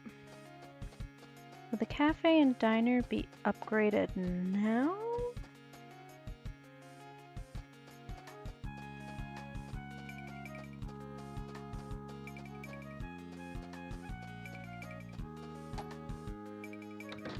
Yes. By cafe and diner, I mean just cafe. Alright.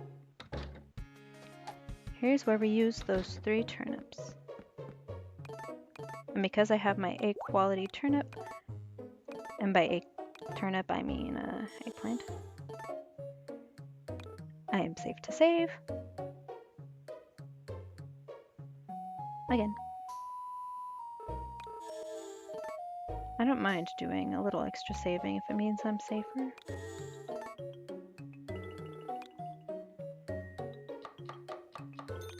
Alright, well.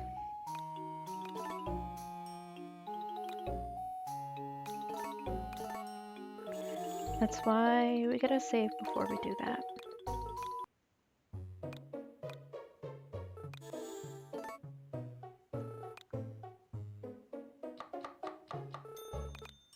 Alright. Because we will need 2 for what we're about to do. If you're unfamiliar with this, you are in for a treat.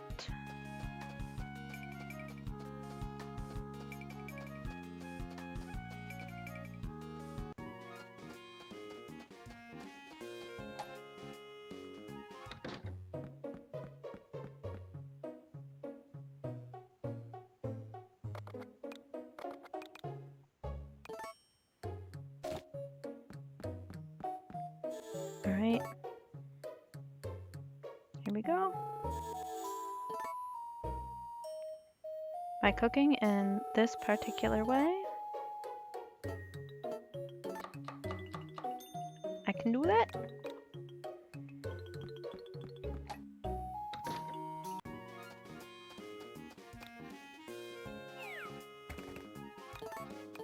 Alright.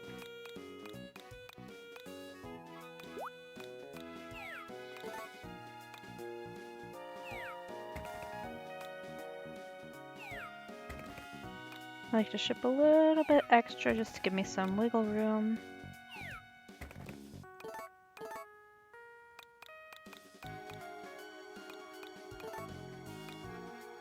And the rest of them, I can also ship them later for money purposes. But will mostly be used for stamina.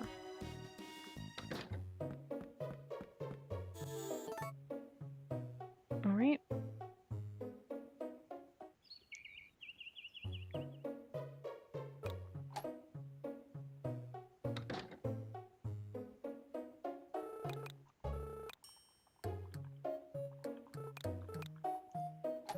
Alright, what I'll do here, I'll go ahead and buy that last bridge.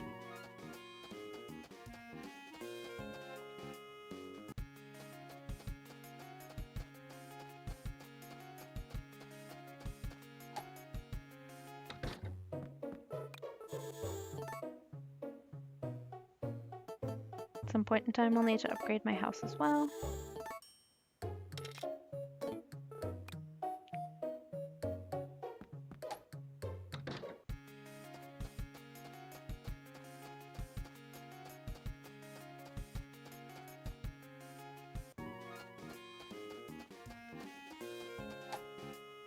Alright.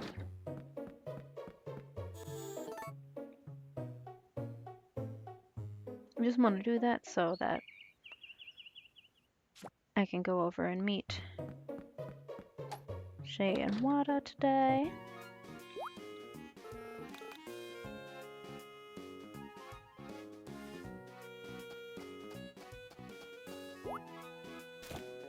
I've got time to kill anyway, and they're there. I need to meet them eventually to unlock them. I need all villagers, so might as well do it now.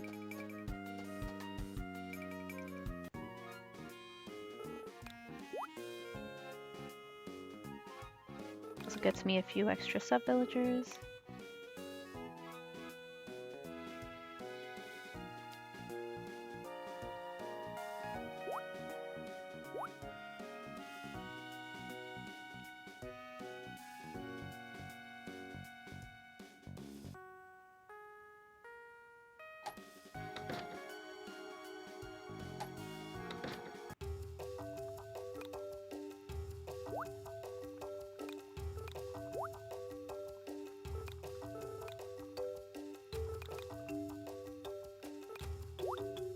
Now, is that an I or an L? Visit lots, I sure will.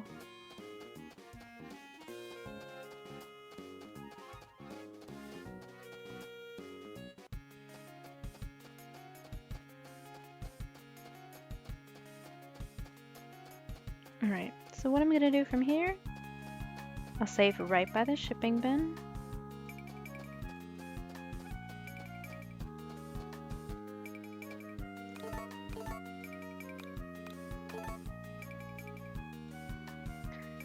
I'll give it a little bit before I do that.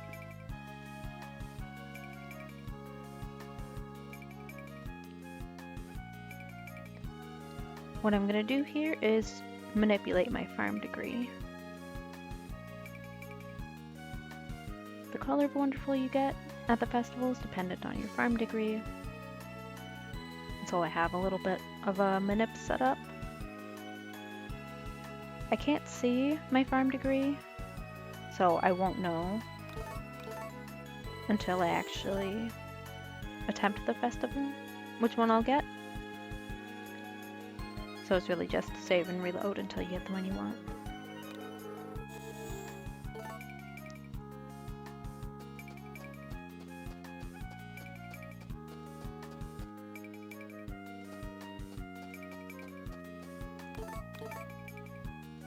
I actually need to give the eggplant in order to attend the festival, to participate. Oh well, that was fast.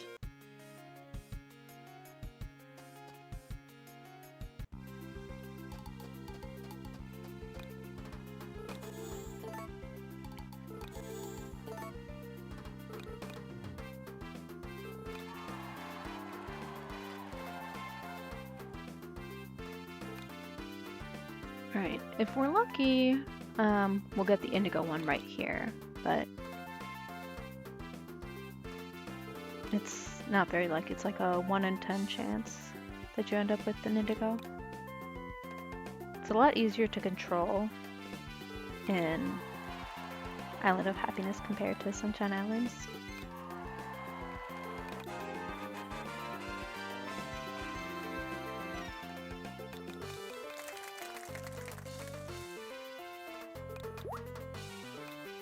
Green. Can't actually reload until you exit the festival.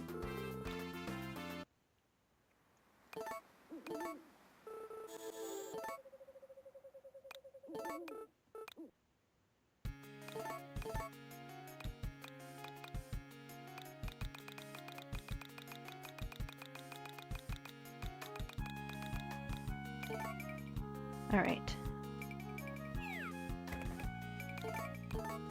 Now I save again. And this will get me either purple or indigo. If it gets me purple, Basically, I rinse and repeat the same thing. And again, forgot to do that.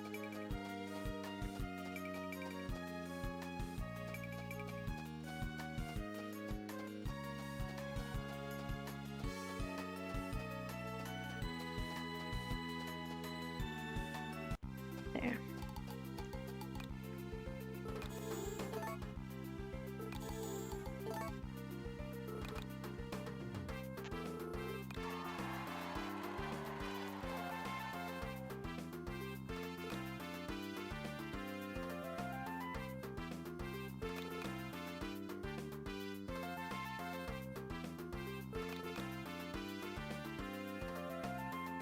Yeah, if you enter the chicken festival,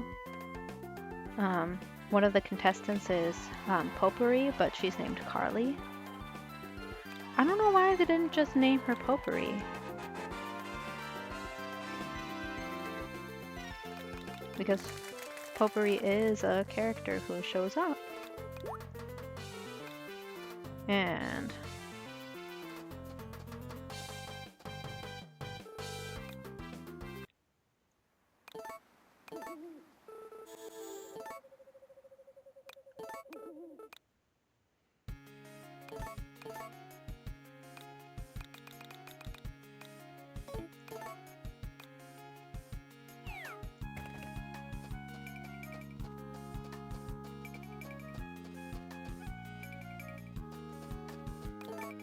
every time. Now that's about the unluckiest thing that can happen for this festival, having to see it 3 times.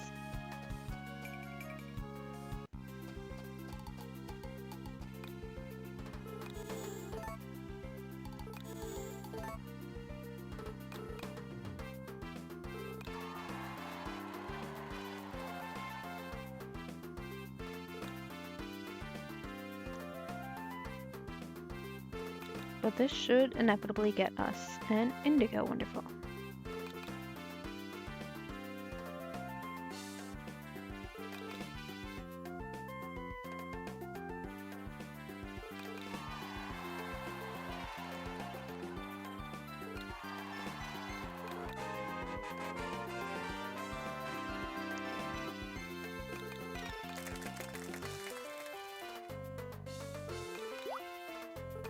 There we go. Alright. Well, that was a journey.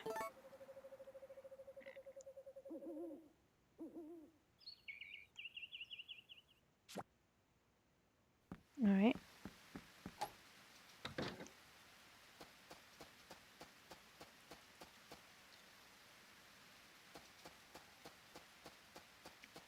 The last thing I need from Ganon is a large house. Although at some point in time I will be stopping by his house again to get a bathroom.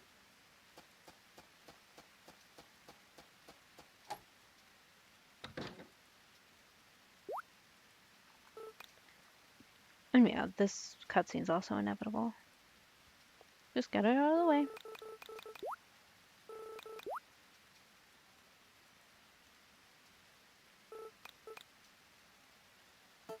That large rucksack.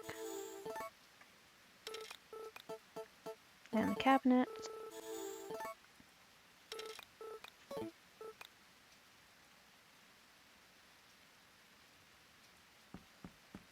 Alright. So this next little stretch is another part where weather can screw us over. It's just the odds are a lot less likely that it'll happen.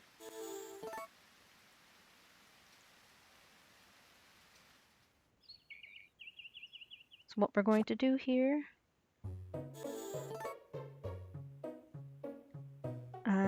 we're going to manipulate Chen into giving us,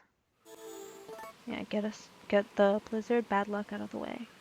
gonna manipulate Chen into giving us the Wonderfuls.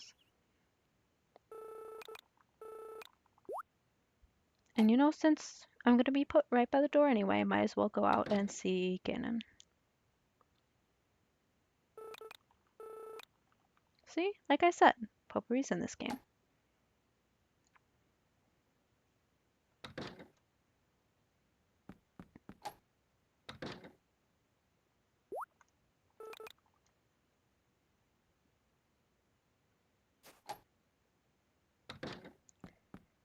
Yeah, there's like rain noise, but there's like no snow noise unless it's like a blizzard. So if it's a snowy day, it's just quiet.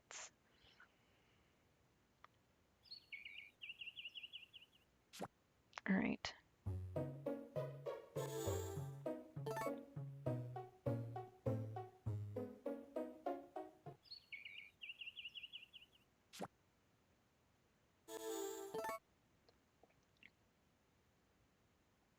So aside from the starting manip, that's only hard because I'm bad at counting. Um, I think this next part is the hardest part of the game, or the run. Let me get my hammer out.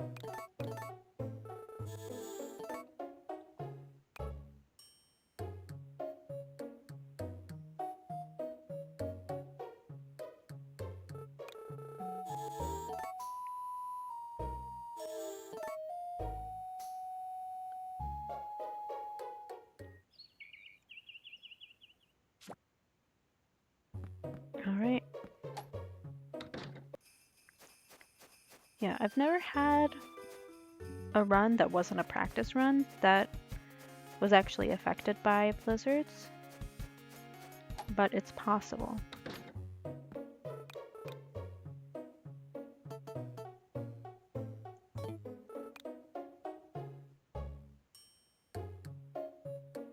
Alright. So since he didn't give me the wonderful, I'm gonna have to reload.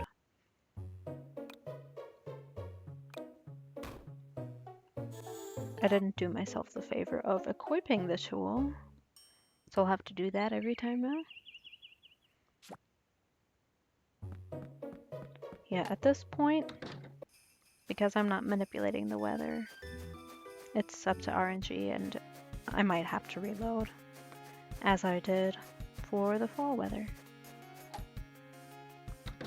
I like clipping through his door frame.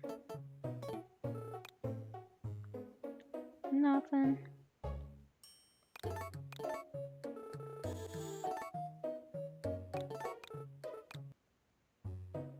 Well, glad I did that.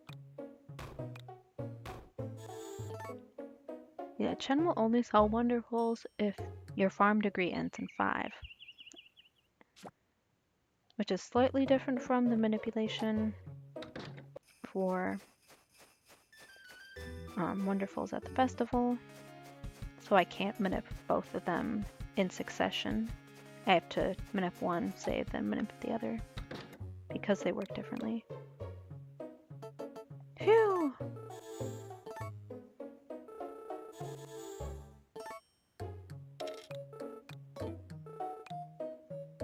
Alright, and now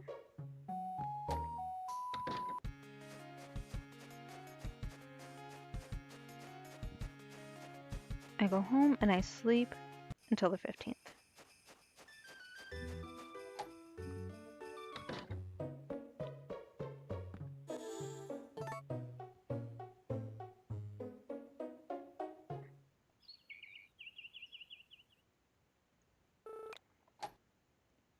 Now, talking to people usually does affect your farm degree, but these little scenes don't actually count as talking to someone.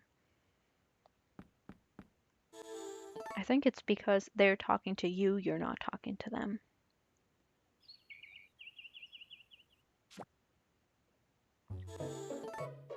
So if you have a scene that sort of has like an ending cutscene where you can interact with them, then talking to them there actually does count as talking for the day. Which affects your farm degree, which nothing we're doing here has anything like that. So it's not a worry for this minute in particular.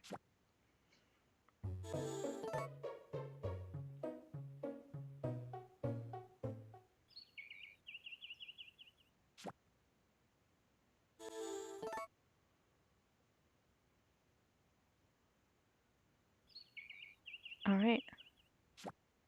Because I did not have a blizzard, I'm going to use my tool 9 times. 2, 3, 4, 5, 6, 7, 8, 9, and save.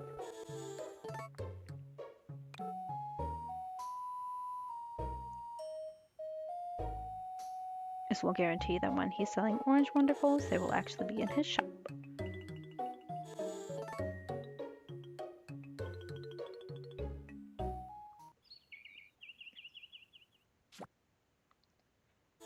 So yeah, I'm just doing all that and sleeping, doing all the saving and stuff a week before the oranges would show up.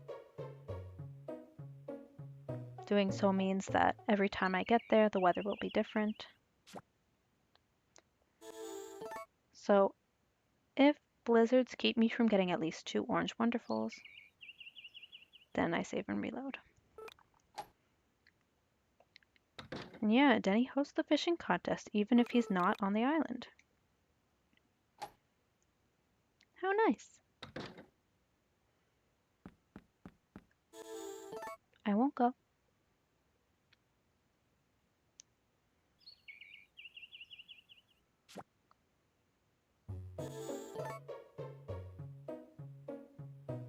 When I was a kid, I did not realize that it was only dependent on, or I thought it was only dependent on size, and it was dependent on like all of the ranks. All right, that's a blizzard, that's fine.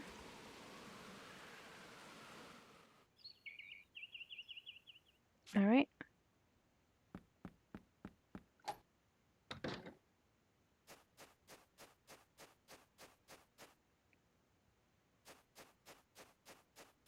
So now Chen should be selling an orange wonderful because of the minute that I did. Oh yeah, people have special dialogue the day after a storm.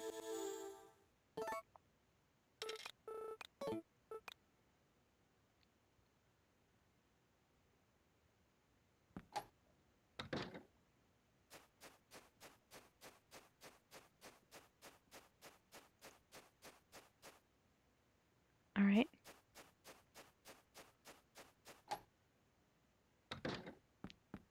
Use the tool 3 times. 1, 2, come on, 3, and sleep.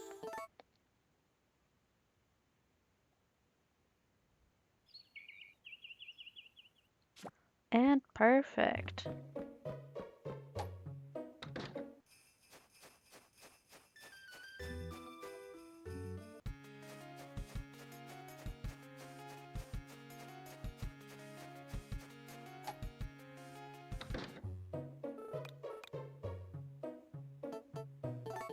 And that's all the wonderfuls we need. Let's go ahead and buy that wipes bed.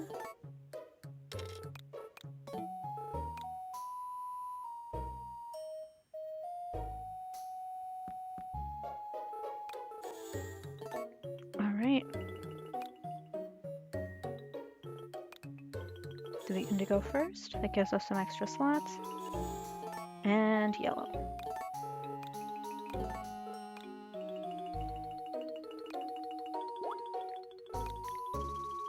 So why I unlock the rice paddy is because it will give us access to the teleport stone. You need all maps unlocked in order to get the teleport stone. I feel like that was an improvement from Harvest Moon DS. The teleport stone was just a little too easy to get in that game. So you get a very overpowered accessory without doing much to earn it. But I think that adds to the charm of that game, in a way. I I like Harvest Moon DS.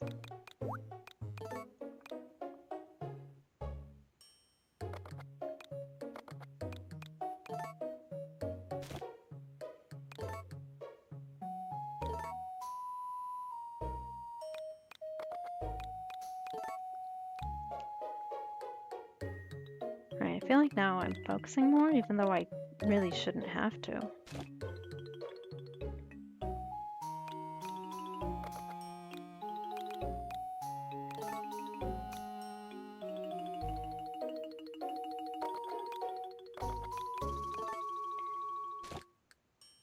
This is a little more of what I was doing in the cooking section. So these appear to be stacks of 1, but they're actually stacks of 0. As you can see, they were not in the equip slot, even though they should have been.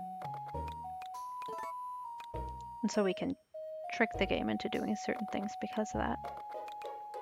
And before, we tricked the game into underflowing the cooked item that we were making. And in this case, we're going to trick the game into regarding the stack of 0 as a stack of 1. What I'll do here, since I need that bathroom anyway. Stop by here.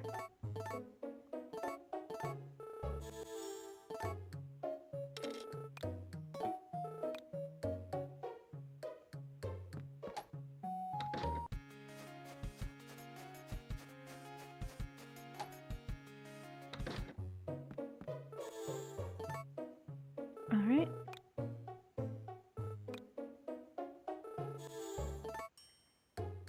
And yeah, Charlie regards these stacks of 0 as stacks of 1. And so that essentially just turns them into regular Wonderfuls. There are some issues that the game can have with stacks of 0 if you try to gift them to someone. Yeah, the game can crash. But Charlie essentially purifies them for us, turns them into stacks of 1. We don't have to worry about that. That could be a problem.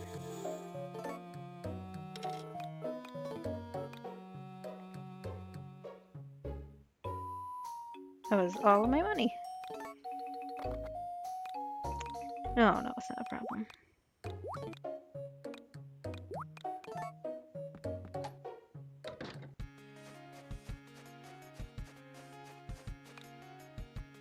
And we've hit 2 hours. That's great.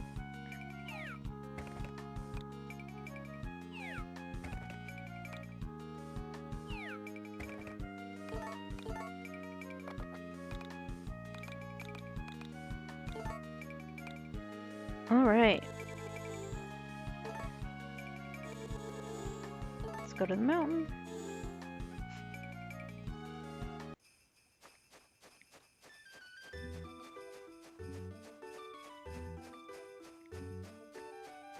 The mines are actually a lot easier in the North American release compared to Japanese because a 5-floor pitfall will take all of your starting stamina bar in Japanese. And Natsume nerfed it in the North American release.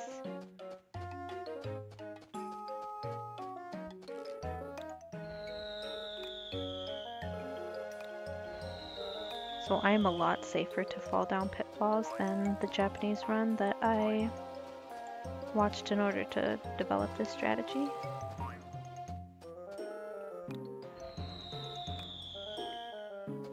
And unless there's some other discovery that's made that makes the Japanese version easier, I would recommend anyone play on the North American version.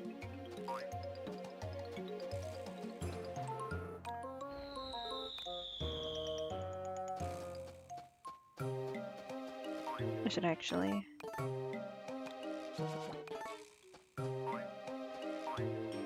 Yeah, and I know there's a way to manipulate the mines to fall certain distances and get certain ores, minerals. I just don't know how to do that, and it's never been super relevant because I can just get through without it. I kind of wonder though, would it be faster? Would it be faster if I learned how to manipulate the mines? I will have to ask some other runners how they've done that.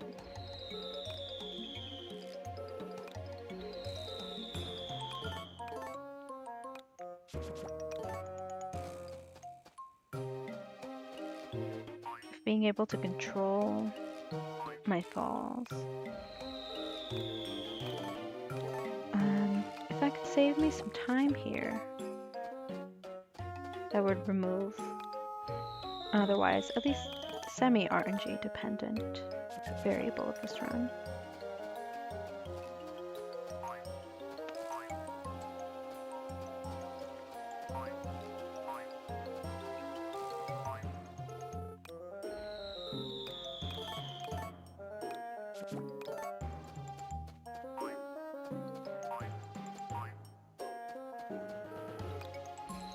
I'm already at 2 hours. Ooh.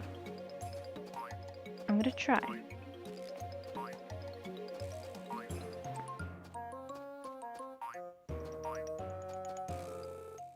We'll try to get sub 3. I believe it's still possible.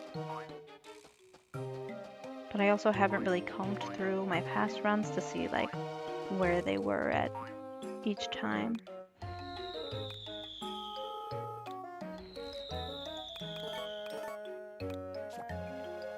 I neglected to eat lunch today and I am regretting it. I'll have to eat a big dinner to make up for it. Needless to say, I'm hungry. No, a nice dinner is a nice reward for a sub 3 hour run. Alright, save here.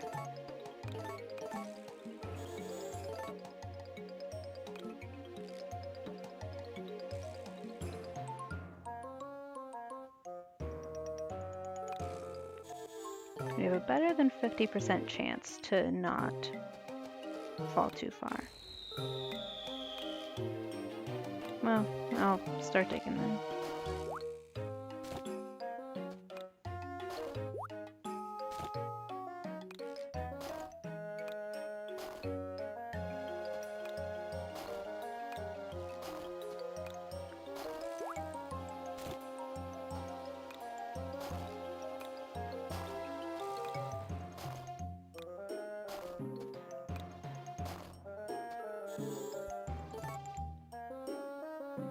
Alright.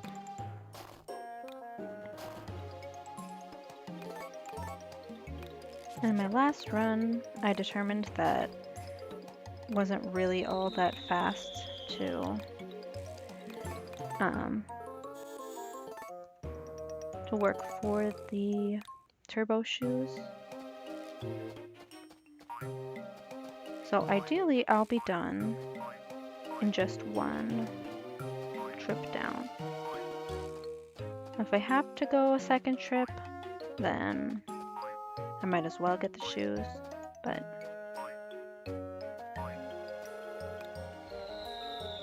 oh, really? Well, 50-50 shot, I guess. 60-40 shot.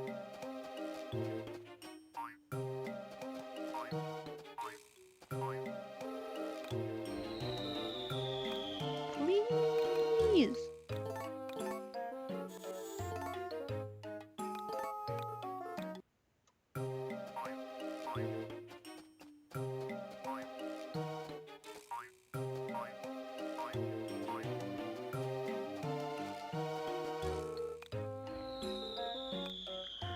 Okay.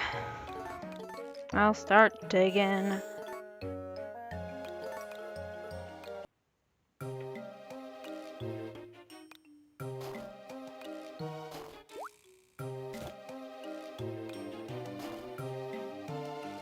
Okay, that'll work.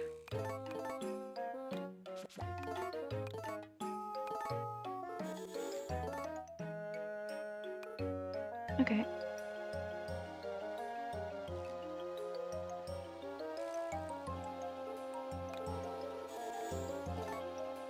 I'm already not doing so hot in here.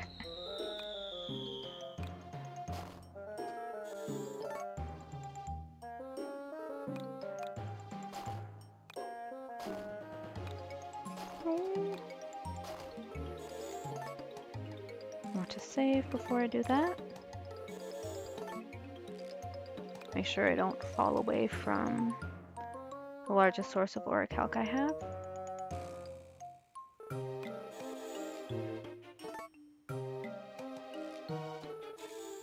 Which is floor 50. Thanks, Snowy.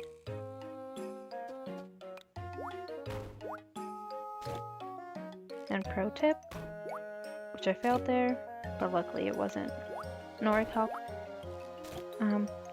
You want to hold down the tool button so it charges, and that'll make sure your wonderfuls activate.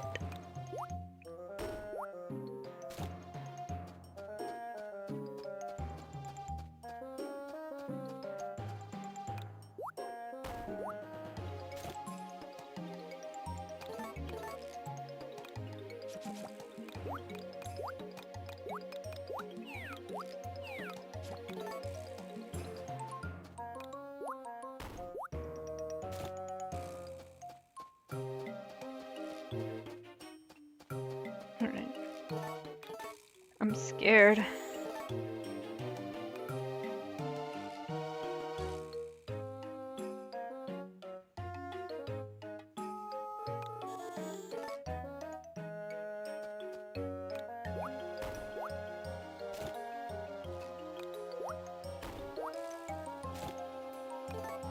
This floor was kind of a bust. I guess not so much. I got 5. Save over that.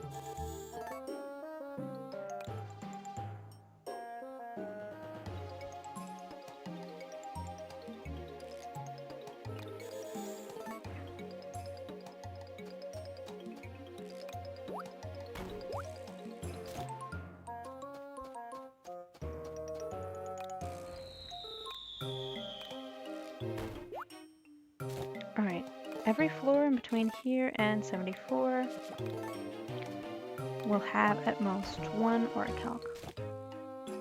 So basically I just smash around in here. Just make sure that I get my orichalc. It's also possible to not have one. Found that out the hard way.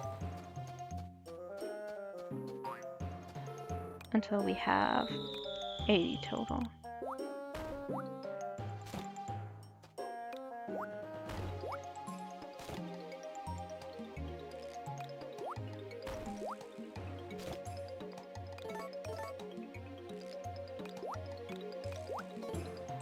Please. Yeah, and I'm pretty liberal with how much I eat. You're not gonna run out. I don't know, I'm so nervous. I've got my eye on the timer. Oh, okay.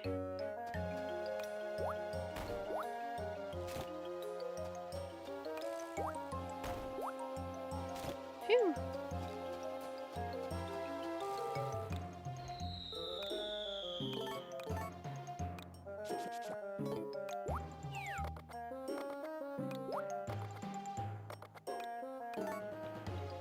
Alright.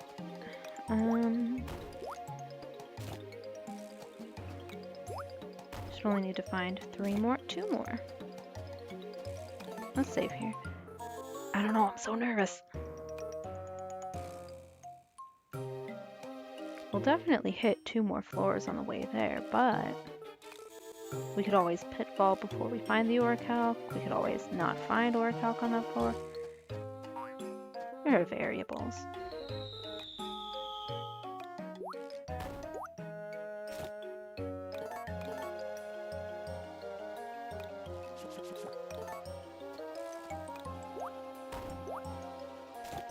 Okay. One more. I'm so nervous.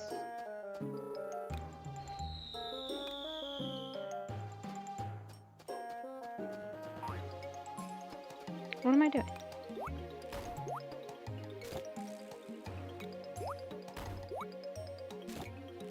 I should be nervous for all the mistakes I'm making. Oh, that's it.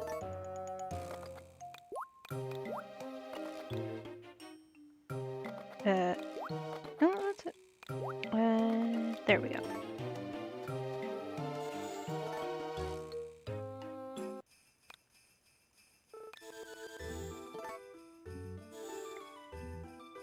Can I get to Charlie early?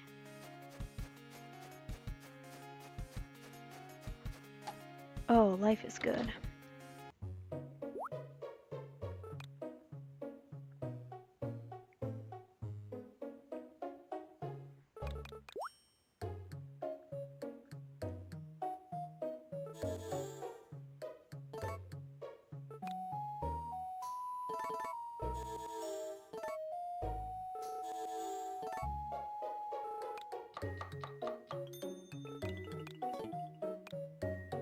Alright, we buy one small, we wait a week, we buy a medium, we wait a week, we buy two larges.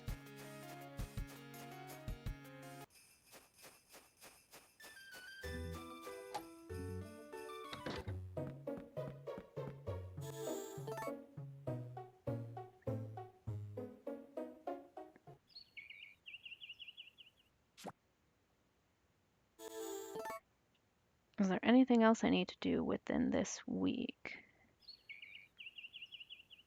Nope. I mean, getting to Charlie early, I don't think actually does anything. Because I still have to wait until the 2nd in order to get the next pendant.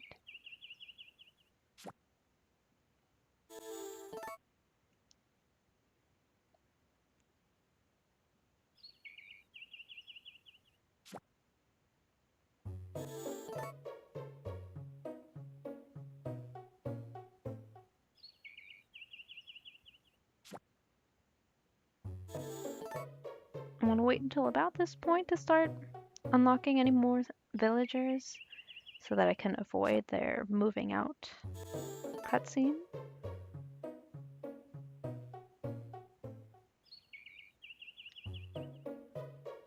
And I mean, this one's inevitable.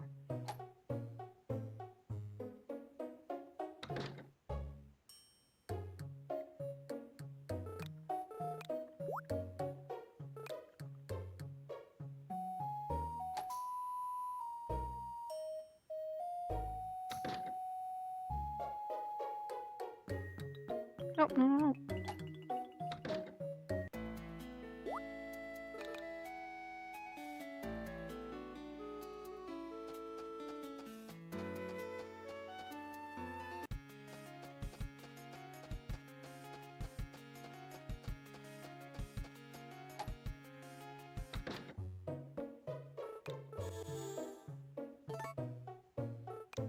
Alright, make the medium.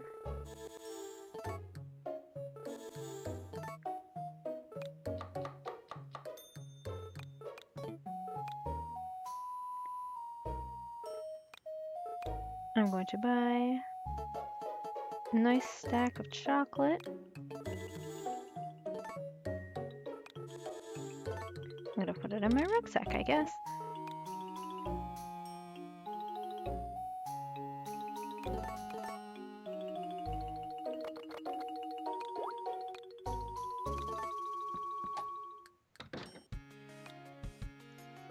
Let's teleport over to the jungle, make this a little faster.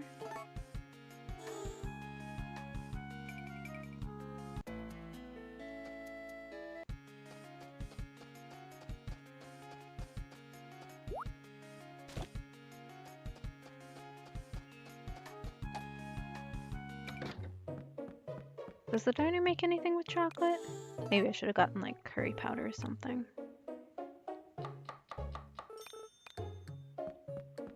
Well, let's see.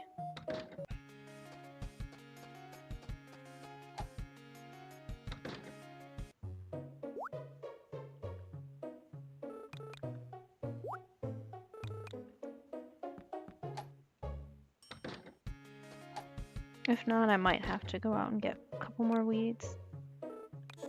Oh, never mind. Chocolate works.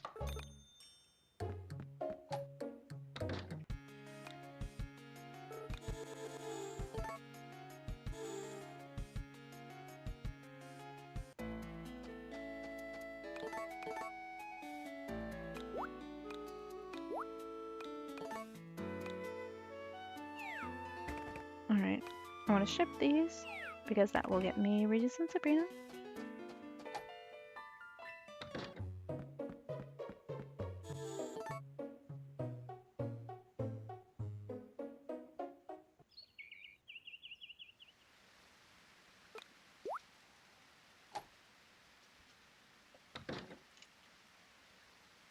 I'll have a little bit of extra sleeping to do.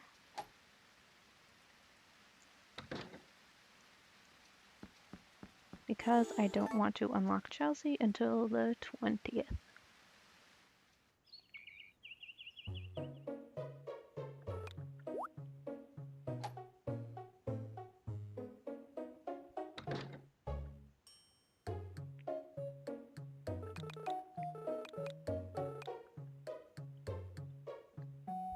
And they should come with their own sub-villagers.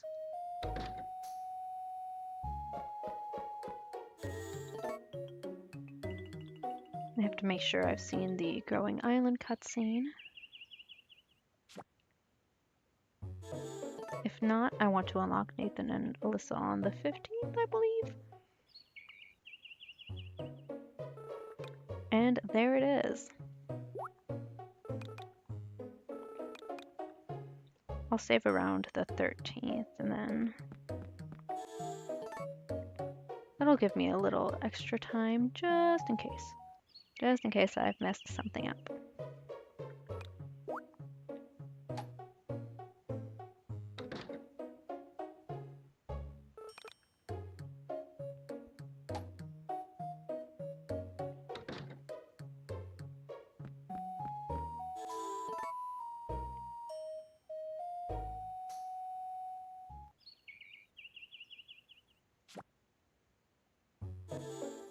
Alright, and the 9th, we will buy 2 large pendants.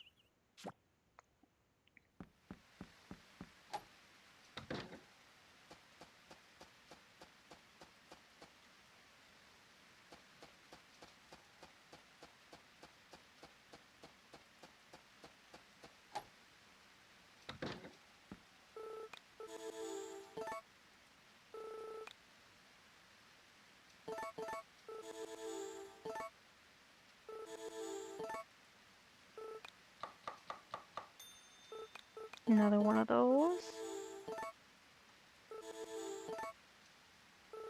Oof.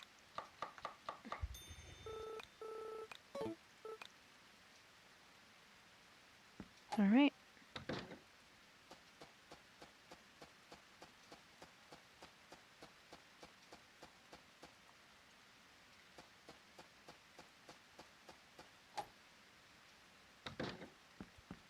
I'm going to save on the 13th just for safety.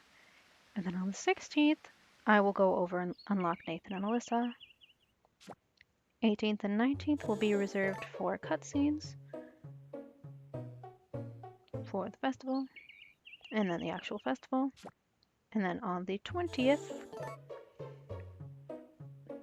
Chelsea should arrive.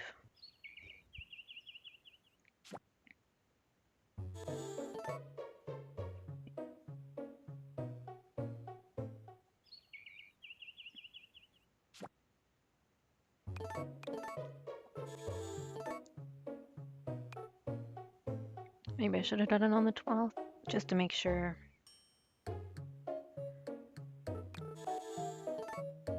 The weather, actually, I might be fine.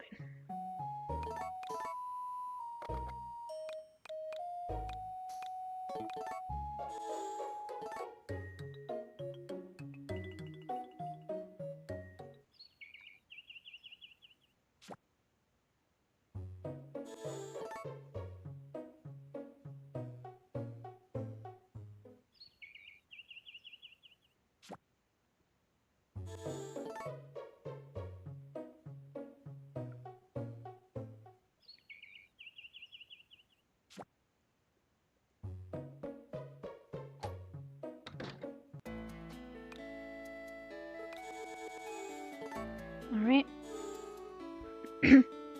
Winlock got us today. I get some Nathan and Alyssa tomorrow. Chelsea on the 20th.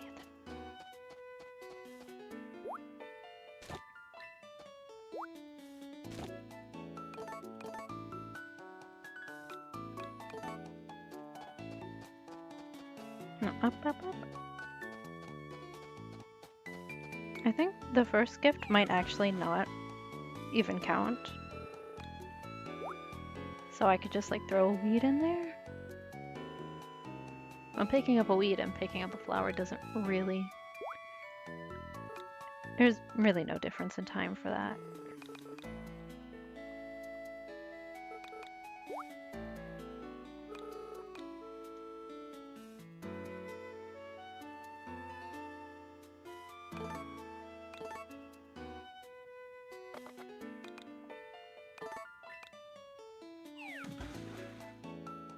Alright, let me go home. Unfortunately, the Growing Island cutscene actually takes priority over Chelsea's arrival.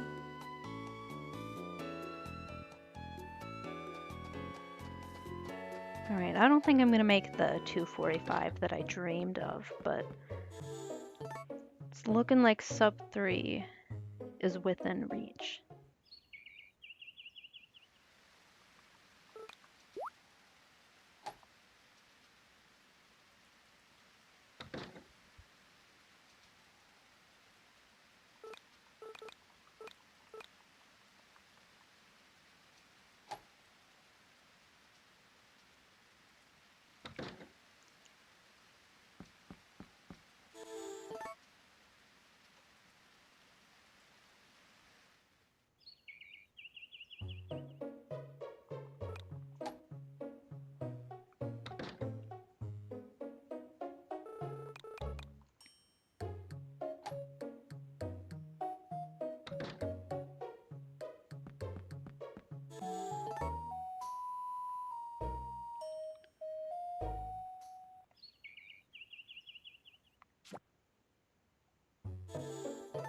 Alright, I'm getting to the point where I'm nervous again. Here she is! I'm just nervous that anything and everything will go wrong.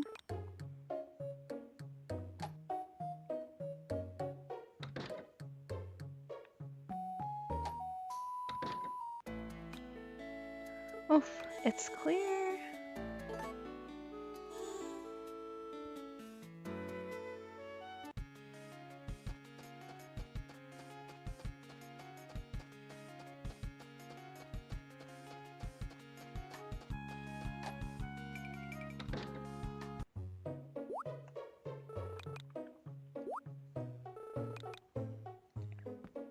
Luckily, you don't have to see the upgraded inn cutscene in order for Chelsea to show up.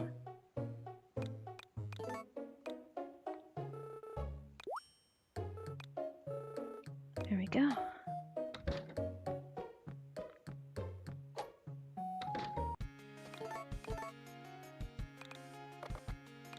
Let's get you in reach.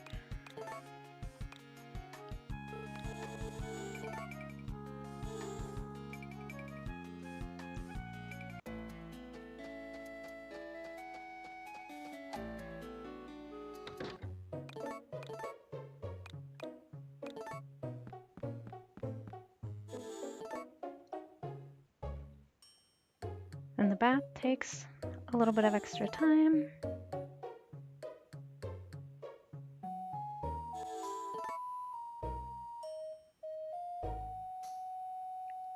So we don't have to sit around and wait outside.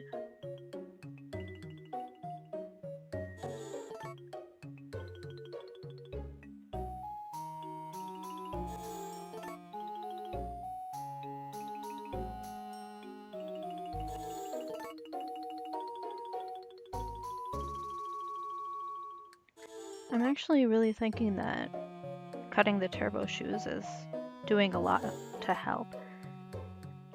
I probably got some good RNG for this run, but I think a lot of it was canceled out by the bad weather in the fall, which is just extremely unlikely, but possible.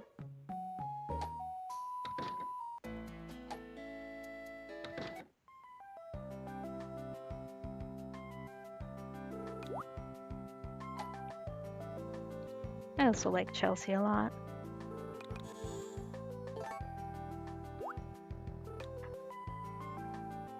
I always kind of figured they would have like generic personalities, just being the other playable character. But I don't think that's true. I think Mark and Chelsea, personality-wise, are like pretty different from each other.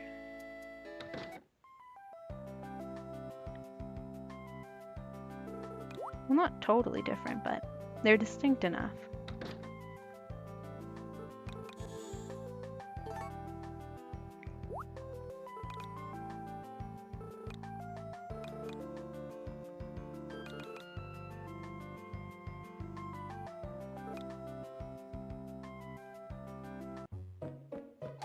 All right.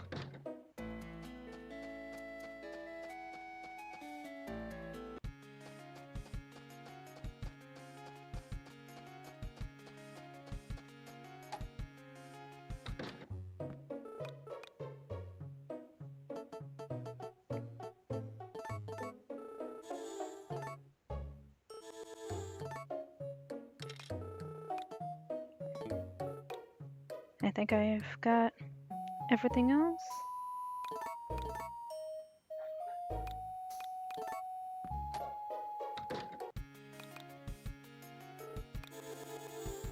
Right, yeah, sorry if my commentary is all over the place. I say something, I get distracted halfway through, lose track of time, lose track of my thoughts, and then I'm on to the next thing. It's what my brain is like. I've also got the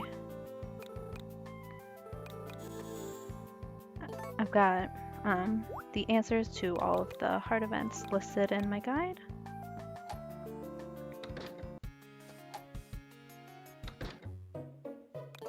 All right. There should be no reason that she should turn us down. Here we go.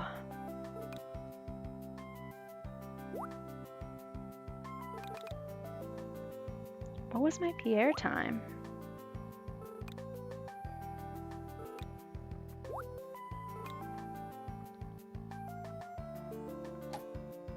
Guess I'll have time to figure that out.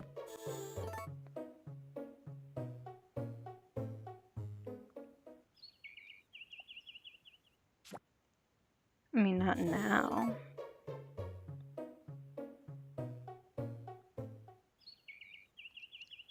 That probably would have been sub 2:30 if not for the incident in the fall, but since that incident is rare, I think it's reasonable to say that I am within striking distance of a sub 2:30.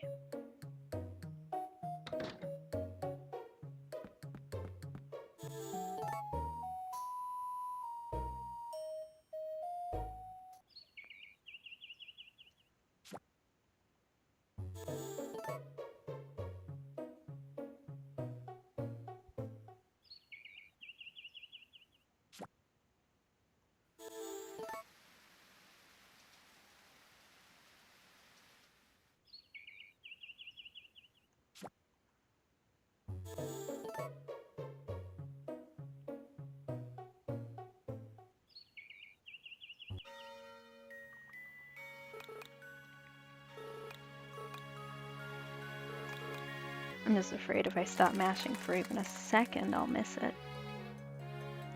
And I do.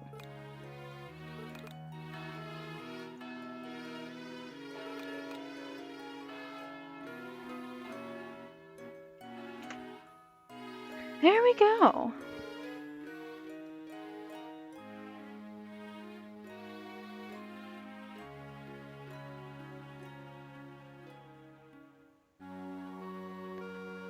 Alright, that is my fastest yet.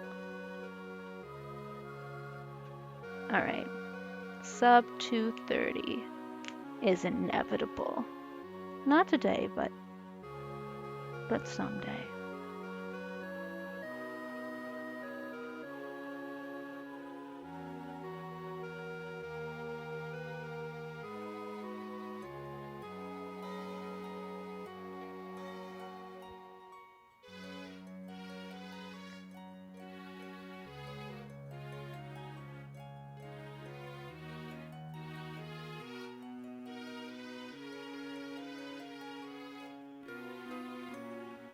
So that was fun.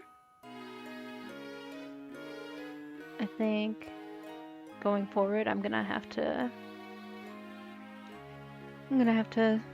prepare a little bit more before each run. I think if I do that, if I'm a little more on my toes, then it's gonna make a sub 230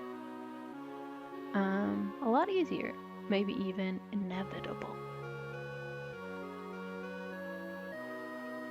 Alright.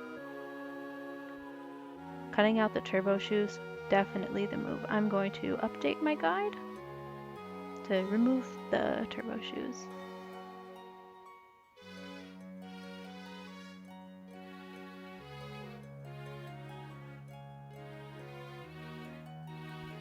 I think it would be fun if I had a little more competition, so I think this is not a terribly difficult category to run. I don't think I'm very skilled gaming-wise, so if I can do it, anybody can. So I encourage you, if you're watching this, if you're on the fence, do it. Do it. Challenge me. There are some candidates who don't have a run yet. Go for it. I didn't think this one through. Here, I'll name you what's on my mind. Hee. Well, thank you for watching. I will see you next time with, hopefully, a sub 230. But inevitably, I will be back. Hello.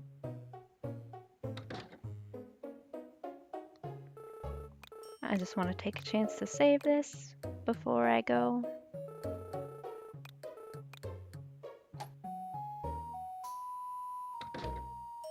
Just so that when I come back for either a practice run or for my next attempt, then I've got that to look forward to. Just a little something to keep me going. She's so cute! Alright, bye. Thanks for watching.